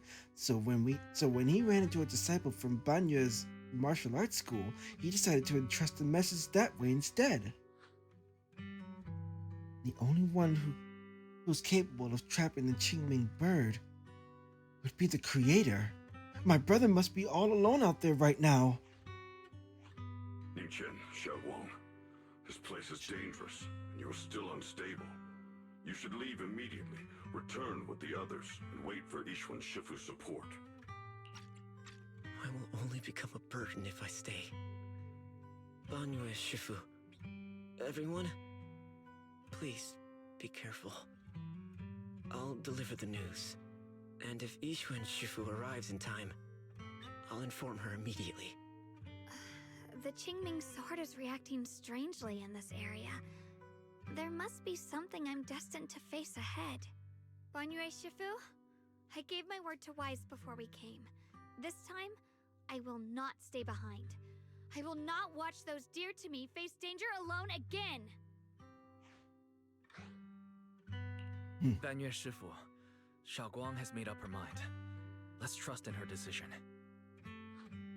Yeah, we're also running out of time. Yeah, that. Her own brother might be in grave danger and you won't let her go with you? How does that make sense? Right. You only have two options. Knock Xiaoguang out and send her back, or grant her wish. Come on. Is the wielder of the Qingming sword supposed to be weak or something? Look at yourself. You look like a mess.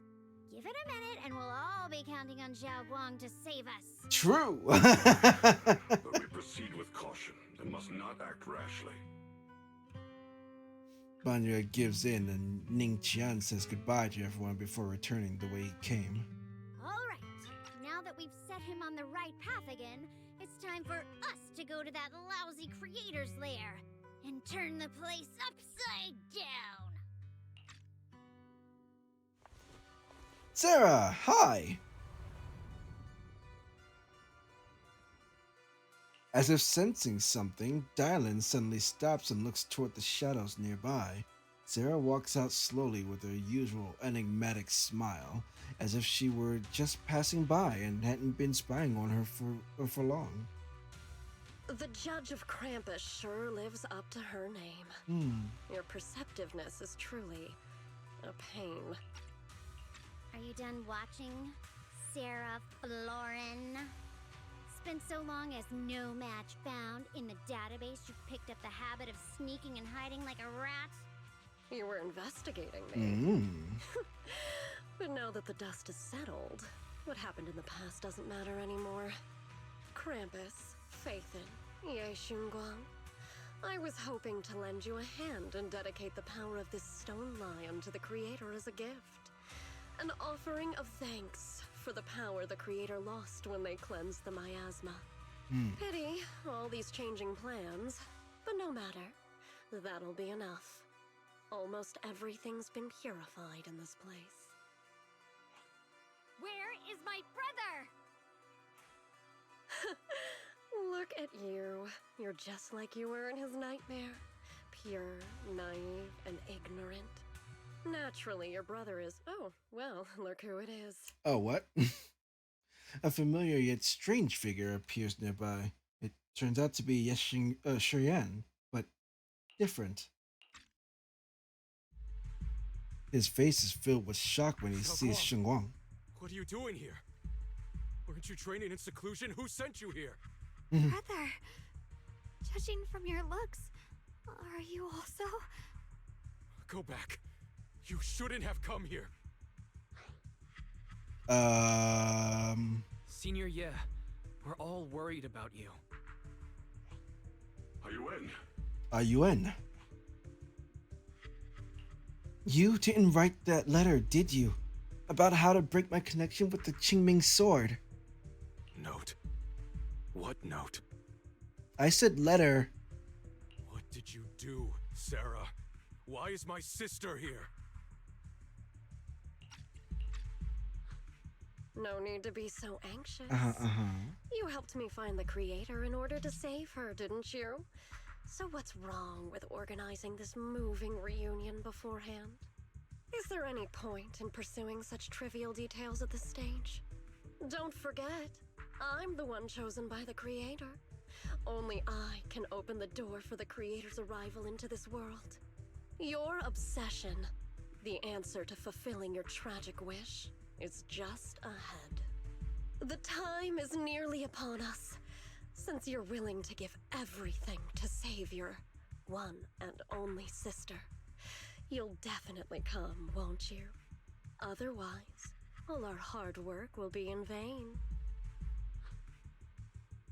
Pained, Ye Shiyan glances at Xiaoguang, who has her hands anxiously extended towards him and suddenly closes his eyes. As he opens them again, you see a look of determination. Xiaoguang, listen to me. Go back with the others. Trust me. And don't follow me anymore. Junior Wise, everyone, I'm sorry, but I have to go. I've already come this far. I have no other choice. I'm asking you one thing. No matter what, do not let Xiaoguang follow me. I'm counting on you. Ye Shiyan turns around without looking at Xiaoguang again and disappears into the ominous darkness with Sarah. How could I possibly just stand by and do nothing at a time like this? Using someone's loved ones as leverage? Despicable, yet effective. Yeah, well. Stop spacing out. Let's go after them. Right. Belle, do you know where they went? Can you track them down? Tracking route confirmed. Path recalibration complete. Nice. It doesn't look like they've gone far, but the miasma concentration in that direction is higher than anywhere we've been before. You need to be careful. Okay. Xiaoguang, can you keep going? Yeah, let's go. We're bringing my brother back.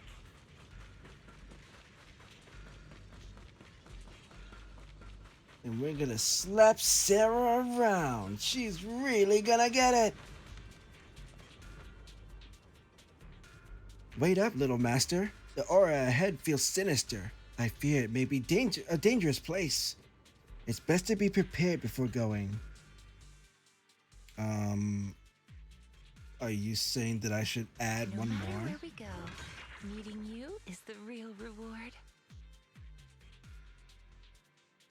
Has to be prepared. What? Alright, anyway.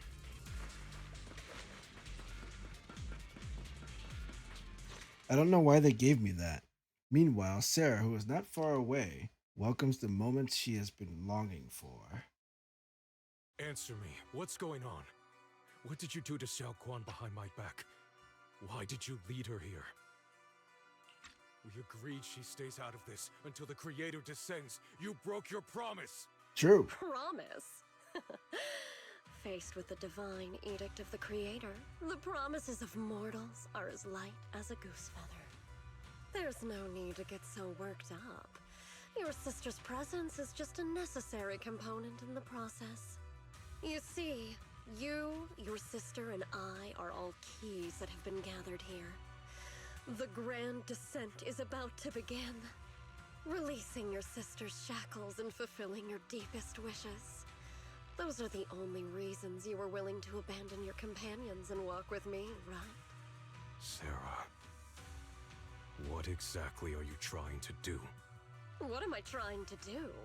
My plans have never wavered since the very beginning. The time has come. All things shall return to their source. Come, all you lost children who seek answers and redemption. Embrace your fate. Sarah doesn't look at him anymore. She raises her hands high in one direction and her voice suddenly rises, chanting in a cryptic rhythm that nearly pierces the soul. O supreme and sacred creator, by thy blessing and thy call, I lay forth this offering. Obliterate the vows of traitors, the avengers' cries, the defiler's lament, and the mourning of the dead. Almighty creator, hear my plea. I beseech thee to manifest thy truth in the chaos of this world. I beseech thee to wield thine eternal dominion and reshape the order of the universe. Sarah, my most faithful servant, thou hast come to the very brink of my advent. Abandon the remnants of the mortal world. Traverse life and death, brilliance and decay, bliss and suffering. All shall return to me. So this is the Exaltus creator. They may look radiant, but it all sends a shiver down my spine. Yeah. Whether or not this evil being can be destroyed depends on this strike. I cannot hold back. I'll end it here and now, before Xiao Guang and the others are drawn in too deep.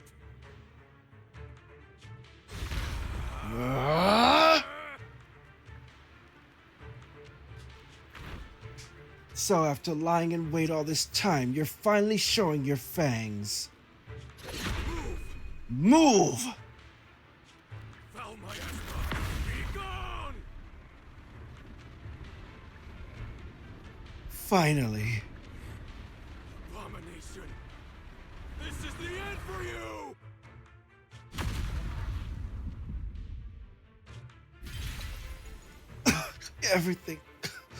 Everything is under your gaze.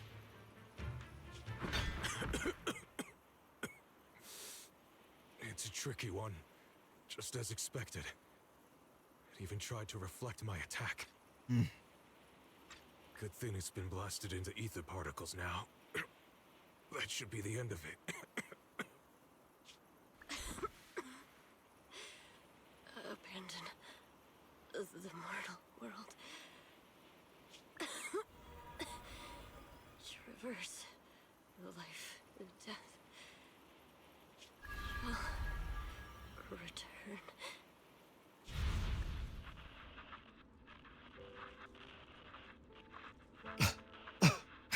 Hello? This is Sarah, Special Investigation Squad from HSO of Hand. Our team was caught in an operation against a notorious ethereal. I've lost contact with everyone. Wait, don't leave. Please save me. I don't want to die. Help me. Don't leave me behind. Please. Save me. Anyone. Can no one hear me? Oh, if God truly exists in this world, please hear my plea. Where am I? Am I saved? Lucky child. Mm-hmm. Chosen by the will of the Creator. You are restored to the living before you turned into an ethereal. Incredible. The blood of the Creator flowing through your broken body is the best proof that you belong here. Well, no wonder she's so devout. What? Blood of the Creator? Who are you? We're the Exaltists.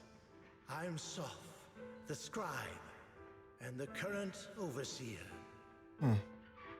There is no need for fear, no need for doubt. The Creator is merciful. This is the place they have given you, your new home. No. Sorry. I have somewhere I have to go back to. How many times have I already told you there has never been a special investigation squad in HSO? And there's no file under the HIA for a Sarah Florin. Miss, this is your final warning. If you continue, we'll have no choice but to remove you by force. Tread carefully. One step further and you may shed your mortal sins. But the gate to the final domain does not open without refinement. Life and death, existence and annihilation, brilliance and decay, bliss and suffering. All shall return to the Creator, for they are the origin of all. So what I'm getting now is that she was part of a special operations unit under Hand, but it was an expendable one. And when they were all killed, she was left to die. But she was saved by the Exaltus, and that's why she's so devout to the Exaltus and the Creator. Apparently, years had passed between her almost dying and then going and reporting back to Hand. But when they refused to see her, she fell off the radar again. Incredible. I know.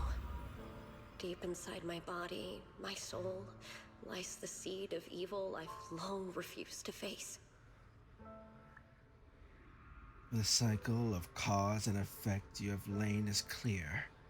It lies within the call of salvation you have let me hear. Abandon the remnants of the mortal world. Traverse life and death. I set my hand upon my spine and my palm against the mortal heart. Guided by nameless markings, I shall walk the path in search of the Creator. Creator, who has shown me the conclusion, I have fulfilled your promise. Please, accept me. Not good. Oh, Creator, is this your permission for me to merge? What? Gone. Sarah and the thing. Their presence has vanished. Wait.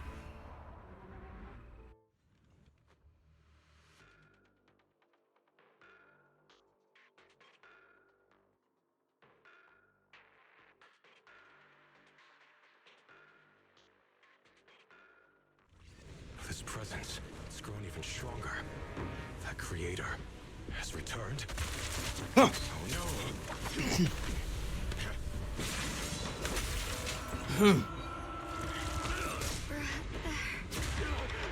Oh!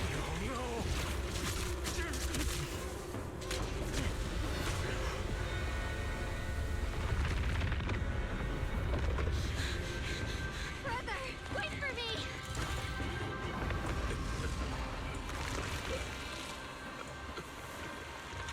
Oh no!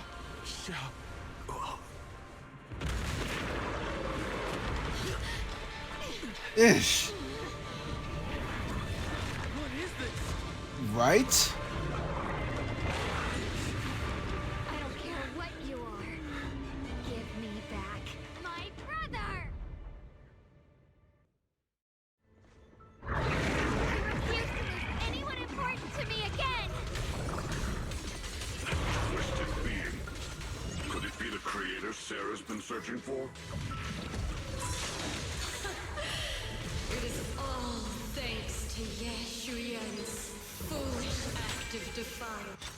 Shut up.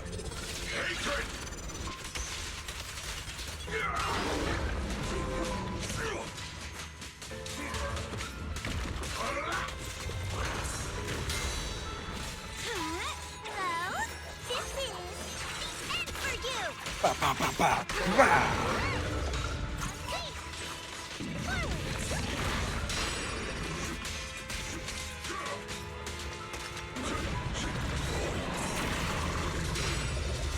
Anyway.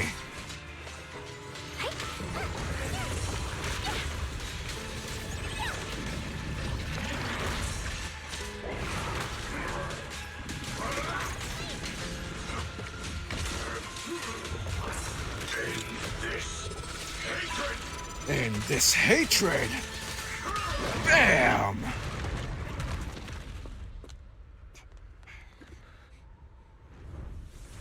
What is that? Brother. Something that should have been mine all along. Taken by the hand of a blood relative. What could be better?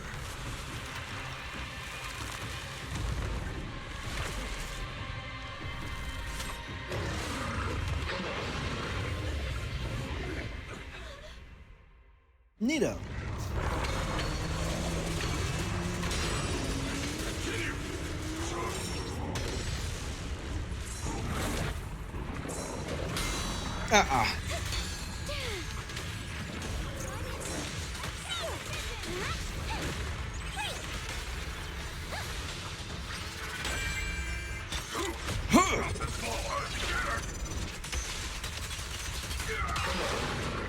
All damage taken by Sobek will be transferred to the Thrall.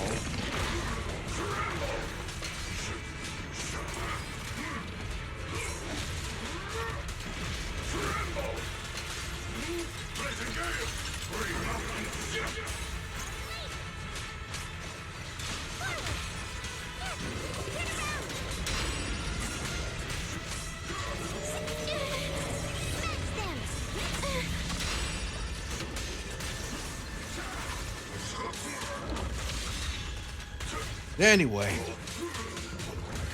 Boom.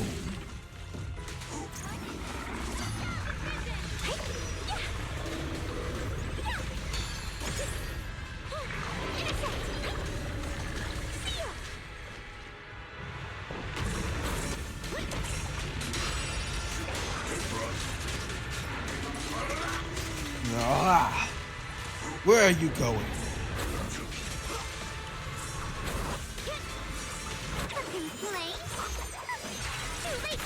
Bow, bow, bow, bow. Yeah.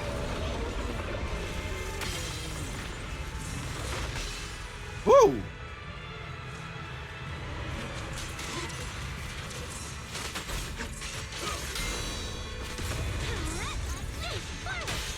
Boom. Annihilate.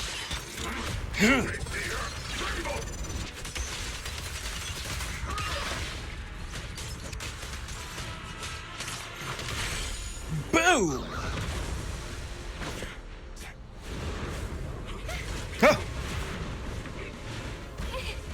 No! Still afraid to draw the sword? If you keep running, your loved ones will all be buried here! Brother! Some choices are burdens, and we must bear them. Do what must be done. I trust you, just as you trust me. Finally. If I were the one being controlled instead, I believe my brother would make the same choice! Xiaoguang? You trust me, just as I trust you.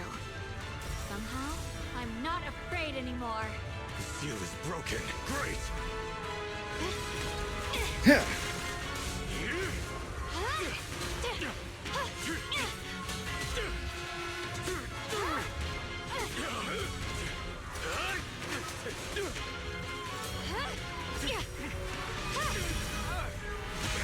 Are you sure this is what you wanted? She's way stronger than you. Such a splendid power. I'll happily accept it. Please.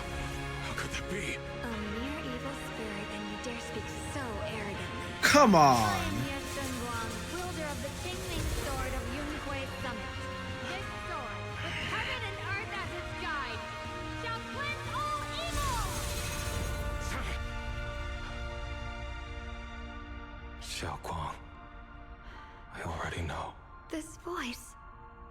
Did I really bring my brother back? Please forgive me for leaving again. You must wait for me. Trust me. I will save you. I swear I will. Brother.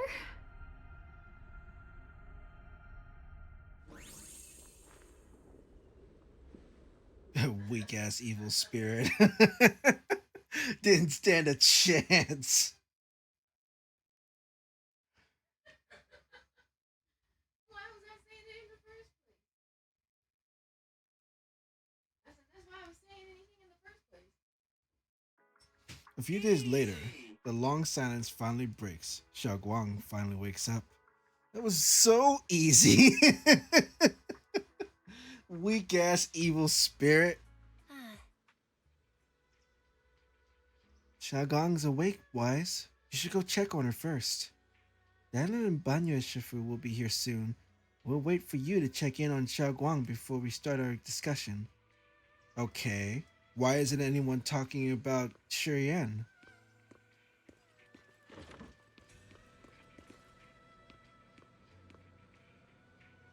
Xiaoguang's diary. I'll happily read it. Looks like Xiaoguang's diary. It might have something important recorded in it. Better put it back where I found it. The blooming potted flowers look vibrant. Xiaoguang must be taking good care of them. Chunky orange tabby's bed. The cat bed that Xiaoguang had carefully prepared wasn't used by any cats at first, until one cat accidentally wandered into the room, and that's when everything changed. Soon after, the stray cats living in Suibian Temple got into a fierce turf war, with the chunky orange tabby ultimately claiming victory and exclusive rights to the place. From that point on, the cat bed became an untouchable throne, strictly off limits to anyone except the orange tabby. Mere humans could only admire it from afar, never daring to mess with it. Cool. A story in 3 parts. Xiaoguang, how are you feeling? Xiaoguang, how are you feeling? Do you still hurt anywhere? It feels like I had a really, really long dream. Right, where's my brother? What happened to him? Where is he? Did I bring him back? Don't worry, let me tell you. Don't worry. Let me explain everything that's happened.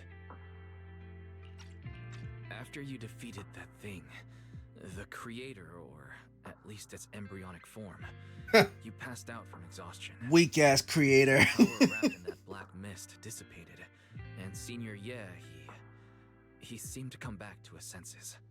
He caught you as you fainted and whispered something I couldn't quite hear. Even though it was clear he didn't want to leave, he still went off alone in the end. He didn't explain anything. All he said was, take care of Xiaoguang. Banyue and Dialyn were both injured and couldn't stop him. But at that moment, from Senior Ye's expression, it was like he suddenly realized something he had to confirm right away. He left alone? Like, why? No. We must find him as soon as possible. If he still has any remnant influence of the creator in his body, if that takes hold again. And what about Shifu? Did she make it in time? No. Yishuan Shifu hasn't returned to Suibian Temple yet. She must be dealing with Senior Ye's situation. I heard that Yunhui Summit will be sending people over soon to investigate the creator incident. Yunhui Summit. Oh, you're gonna be called back soon. Xiaoguang, considering our past experiences and what Sarah said, do you think the creator's target has always been you and the Qingming sword? Yeah. It's been trying to lure me into using the power of the Qingming sword to make me break the seal myself. And I'm afraid that it controlled my brother to use him as a medium at the critical moment, to devour the power of both me and the Qingming sword. Weak. So, do you still remember how you defeated the creator? The situation was dire. When I finally released the Qingming sword, I seemed to have a strange resonance with it. I understood that the sword contains a power that can suppress the creator, or even annihilate it. That's why I believed that the last strike would bring my brother back. Okay. And besides that, did you notice anything else? What do you mean? Like, any changes with your body? Or in your appearance? Your hair turned white when you drew the sword. Are you worried about repercussions from using the sword? A little bit. Don't worry. That look was just the influence of the Qingming sword. You see, I remember everything very clearly. I remember how that monster was torn apart by my blade, and what my brother asked me to do. Oh, what's wrong? Still worried? Then how about a little test? Want me to recite any technique spells? Or any Yunquei Summit rules? Or maybe everything we did together after we met? Oh, thank goodness. Looks like you're really okay. I'm glad. Yeah, I've never been very lucky, but maybe it's about time things went my way, right? Maybe so. I finally found my brother, and the next thing I knew, he was gone again. I know, right?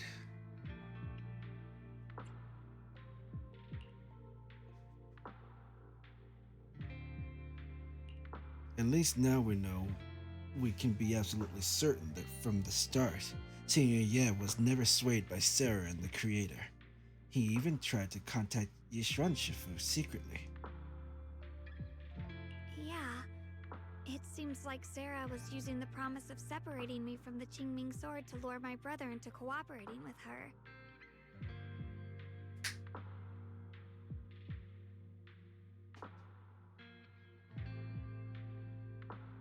Stop doing what you're doing.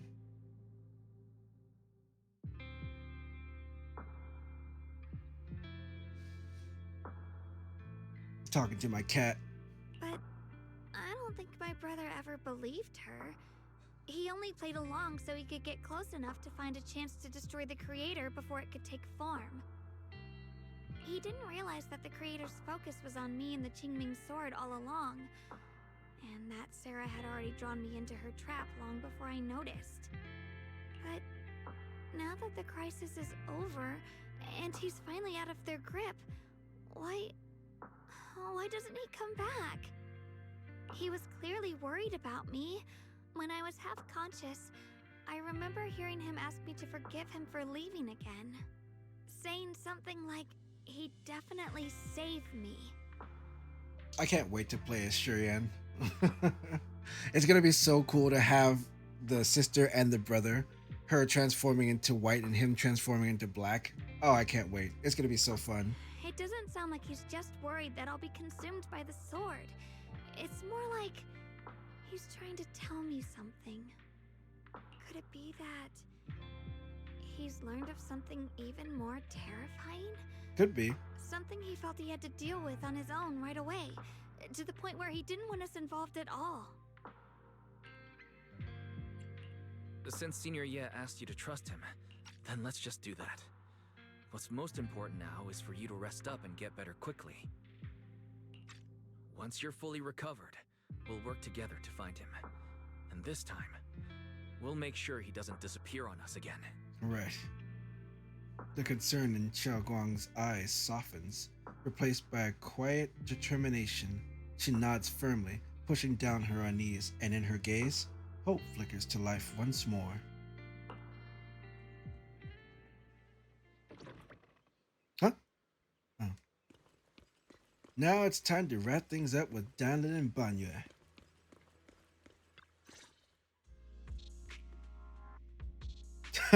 Still no voice acting. All right.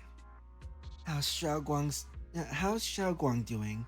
She just woke up, so instead of bugging her with questions, we figured we'd give her some peace. She's still concerned about Senior Ye. She's less upset now.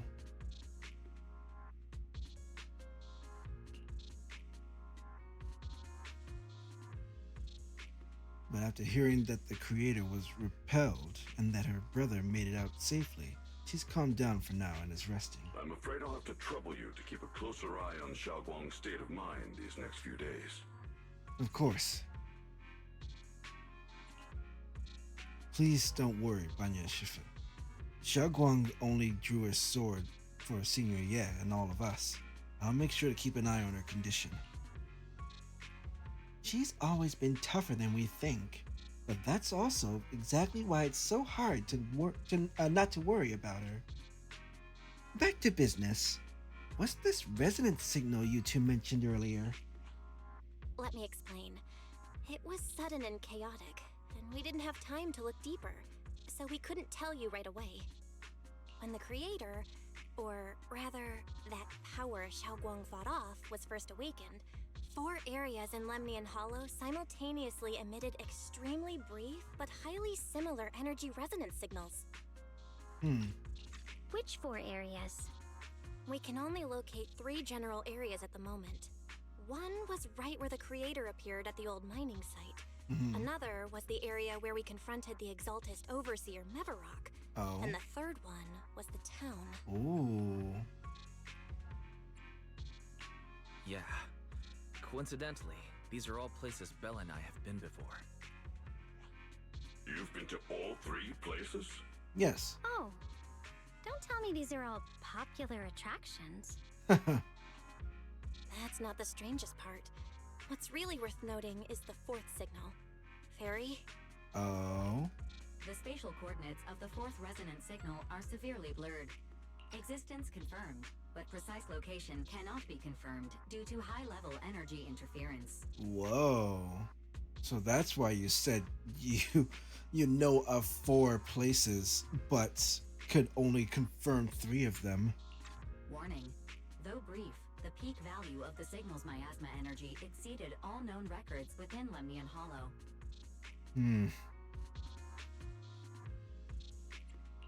It was like some kind of distant, indistinct response. Then it quickly went silent again, as if hiding from something. 3 of the signals came from areas we've been to recently. No way that was a coincidence.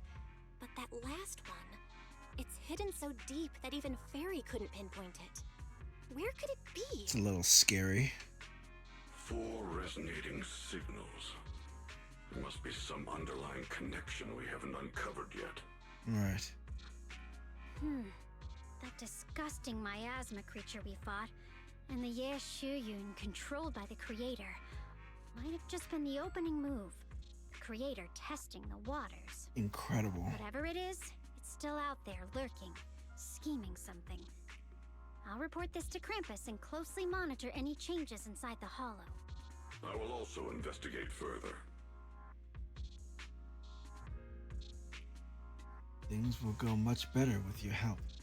We'll keep an eye on it too.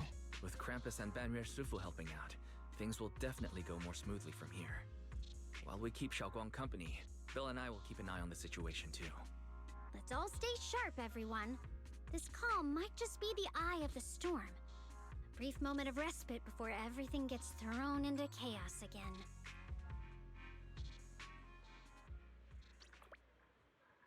And now I can go talk to Belle.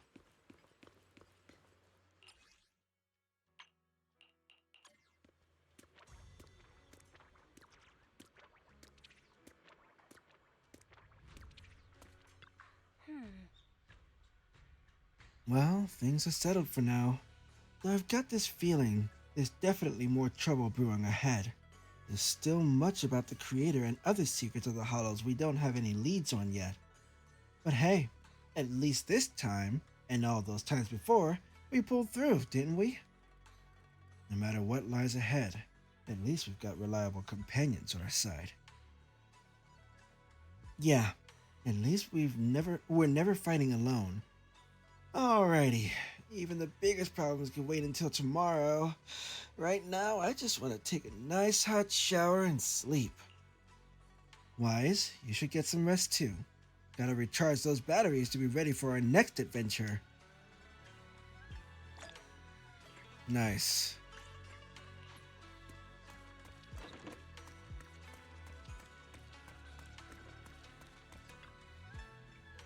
Sinking deep into the fluffy pillow, a heavy, grounding warmth spreads through your limbs. Those heart-pounding battles and unsolved mysteries gradually fade into distant, blurry memories. Meanwhile, as Dialyn compiles her mission report, she's greeted by a familiar guest. Oh, are you here to criticize me, Senior Joe? Right? I thought they'd send the cold, heartless executioner. Who's that? Never been able to get along with her. The boss hasn't issued any new orders yet. Naturally, she won't do anything. Besides, it's too late for you to feel guilty now. I'm just here on my own behalf to ask you for an explanation. After all, we've provided you with important intel, but the result of the mission was a little underwhelming. The orders from the higher-ups are to retrieve Banyue's core data and erase this unstable factor. But as for you, not only did you not get the core, but you also seem to have made him more complete and dangerous? Is this negligence of duty or self-inflicted downfall? Huh? Who said I didn't finish the mission? I have exercised the ultimate authority granted to me by Krampus as the judge. The verdict is as follows. Banyue's core consciousness has tentatively proven that it is controllable and of great value. Hence, I deemed there is no need to erase it. As for retrieving said core, don't worry. I will introduce Banyue to Krampus. Wouldn't you call that a different kind of recovery, in a sense? Huh? You want to let him join Krampus? Wouldn't that be more interesting? If he joined, then his power, along with all of the information he has, would be of service to Krampus. In the long run, that's way more valuable than a one-time core data extraction, don't you think? Aside from the old folks from TOPS, the reason the boss is so interested in Banyue's core is because a certain big shot was the one who made modifications. Gradually transformed him from a killing machine into a human. Huh. You sure know how to wiggle out of a tough situation. However, your proposal does actually have some merit. Haha. I hereby approve your verdict. As for how to write the report without any leaks to get those old fossils to nod in person, that will be up to you to deal with. But I believe that when the boss finds out we're about to have a new member who is so controllable and so useful with all the potential value he brings, I'm sure she will be happy. After all, this is much more worthwhile than recycling a pile of scrap metal, right? Alright, I'll leave the rest of the procedures to you. I look forward to hearing good news about our new member.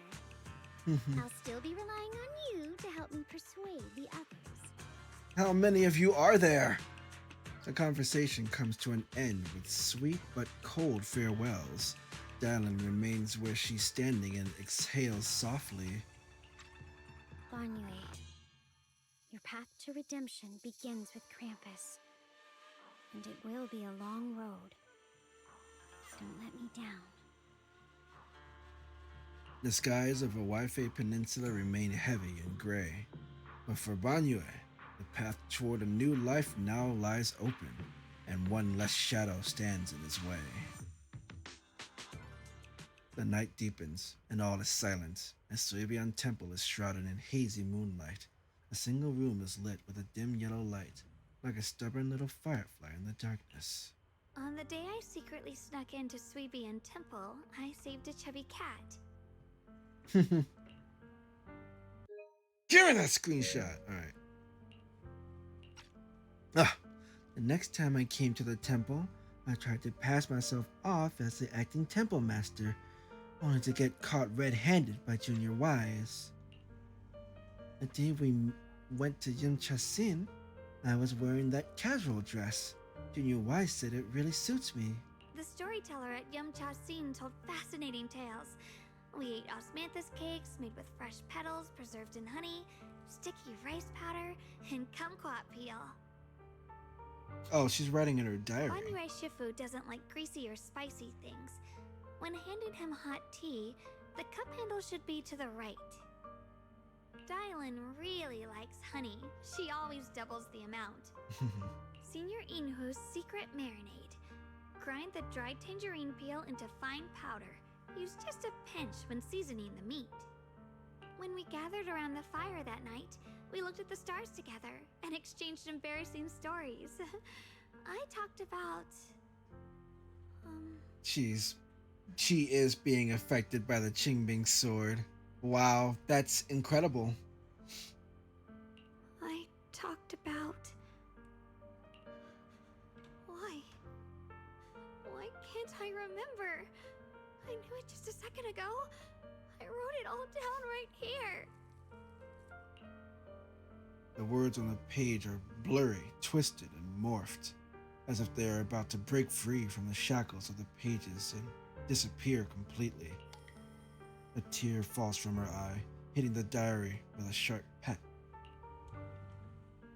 After a few seconds, she wipes the damp marks from her face with the back of her hands, and her eyes become resolute again. She stares at the handwriting soaked in tears, as if trying to use her gaze to burn the words back into her heart. I talked about how I didn't bring enough money when I left Junkoi Summit. I almost ended up going to that pawn shop in town. I remembered thinking to myself, besides the Qingming sword, I have nothing of value that's worth holding on to. I must never forget these memories. Never. Shifu, my brother, Wise, Belle, and everyone else.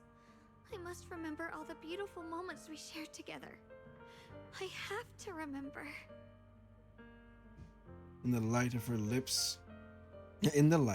her lips move persistently, yet in vain, over and over again, repeating the fragments of fleeting memories that she's desperate to hold on to. Her fingers begin to turn white and tremble slightly as she grips the diary tightly. It's as if she's engaging in a desperate struggle against an invisible foe known as the Forgotten.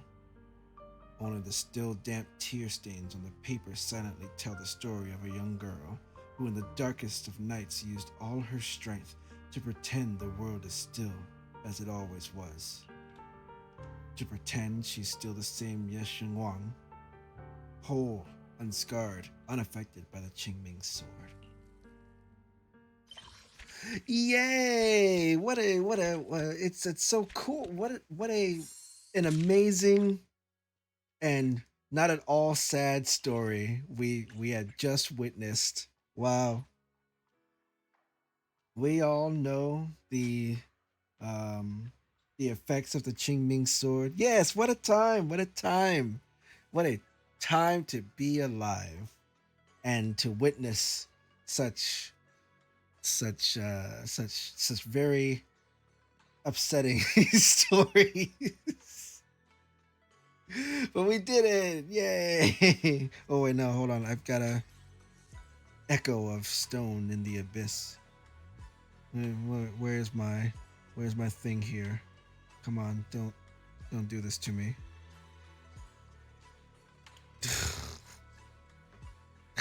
I have something to play at the end of stories, but it's not working right now, so I don't get to play it. Yay. Happy times, nothing less from a Guna Can't be anything more than that. That's true. That's very true. You know what? I actually had a lot of fun with this story. I'm not going to say I was beginning to get bored, but I was beginning to get irritated at how the story unfolded before this chapter.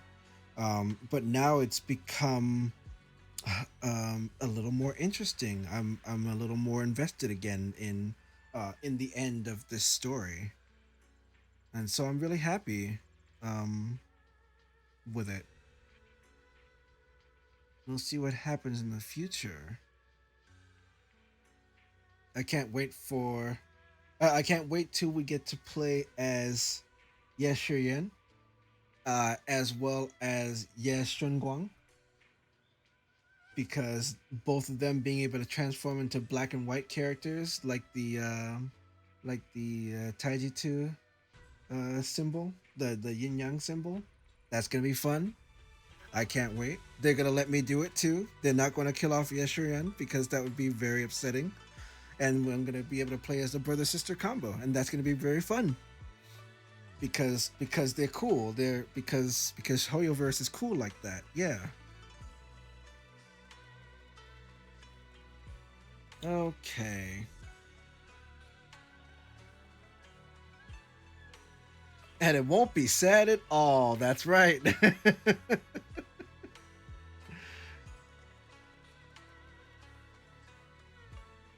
And it most certainly will not be sad at all. Oh wait, are we in ads? Damn. I shouldn't have I shouldn't have milked the ending here. So sick of the Avatar movie ad. Yeah. I'm not at all interested in that movie.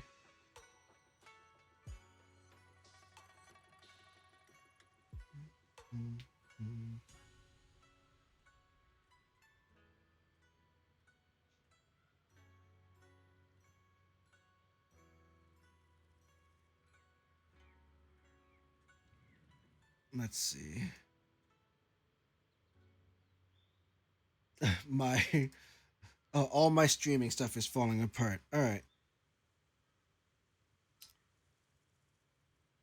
I don't know what it is, but thank you all. I'm going to end stream now. Although we are in the middle of ads, I'm going to end stream now. Thank you all for watching. I really appreciate it. Thanks to everyone who laughed, lurked, chatted, and chilled. I will actually be off tomorrow, and then we'll be back Monday. Not sure what I'll be playing. So many different games I want to play, from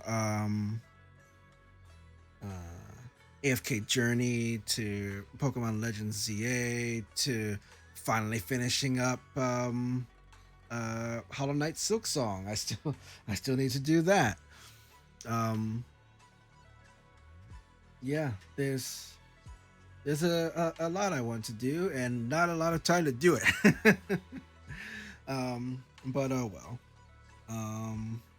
Let's see. Who do I want to raid into? I want to raid into Lady Arfoire.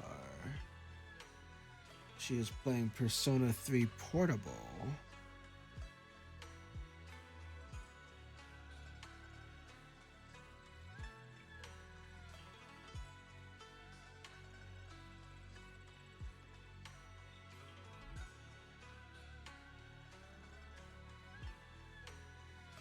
Oh my goodness.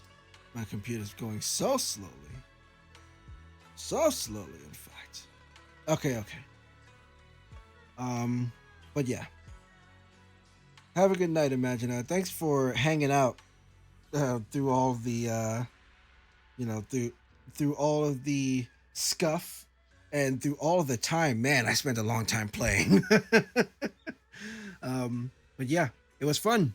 It was a lot of fun. And I'm glad you stuck in there. All right.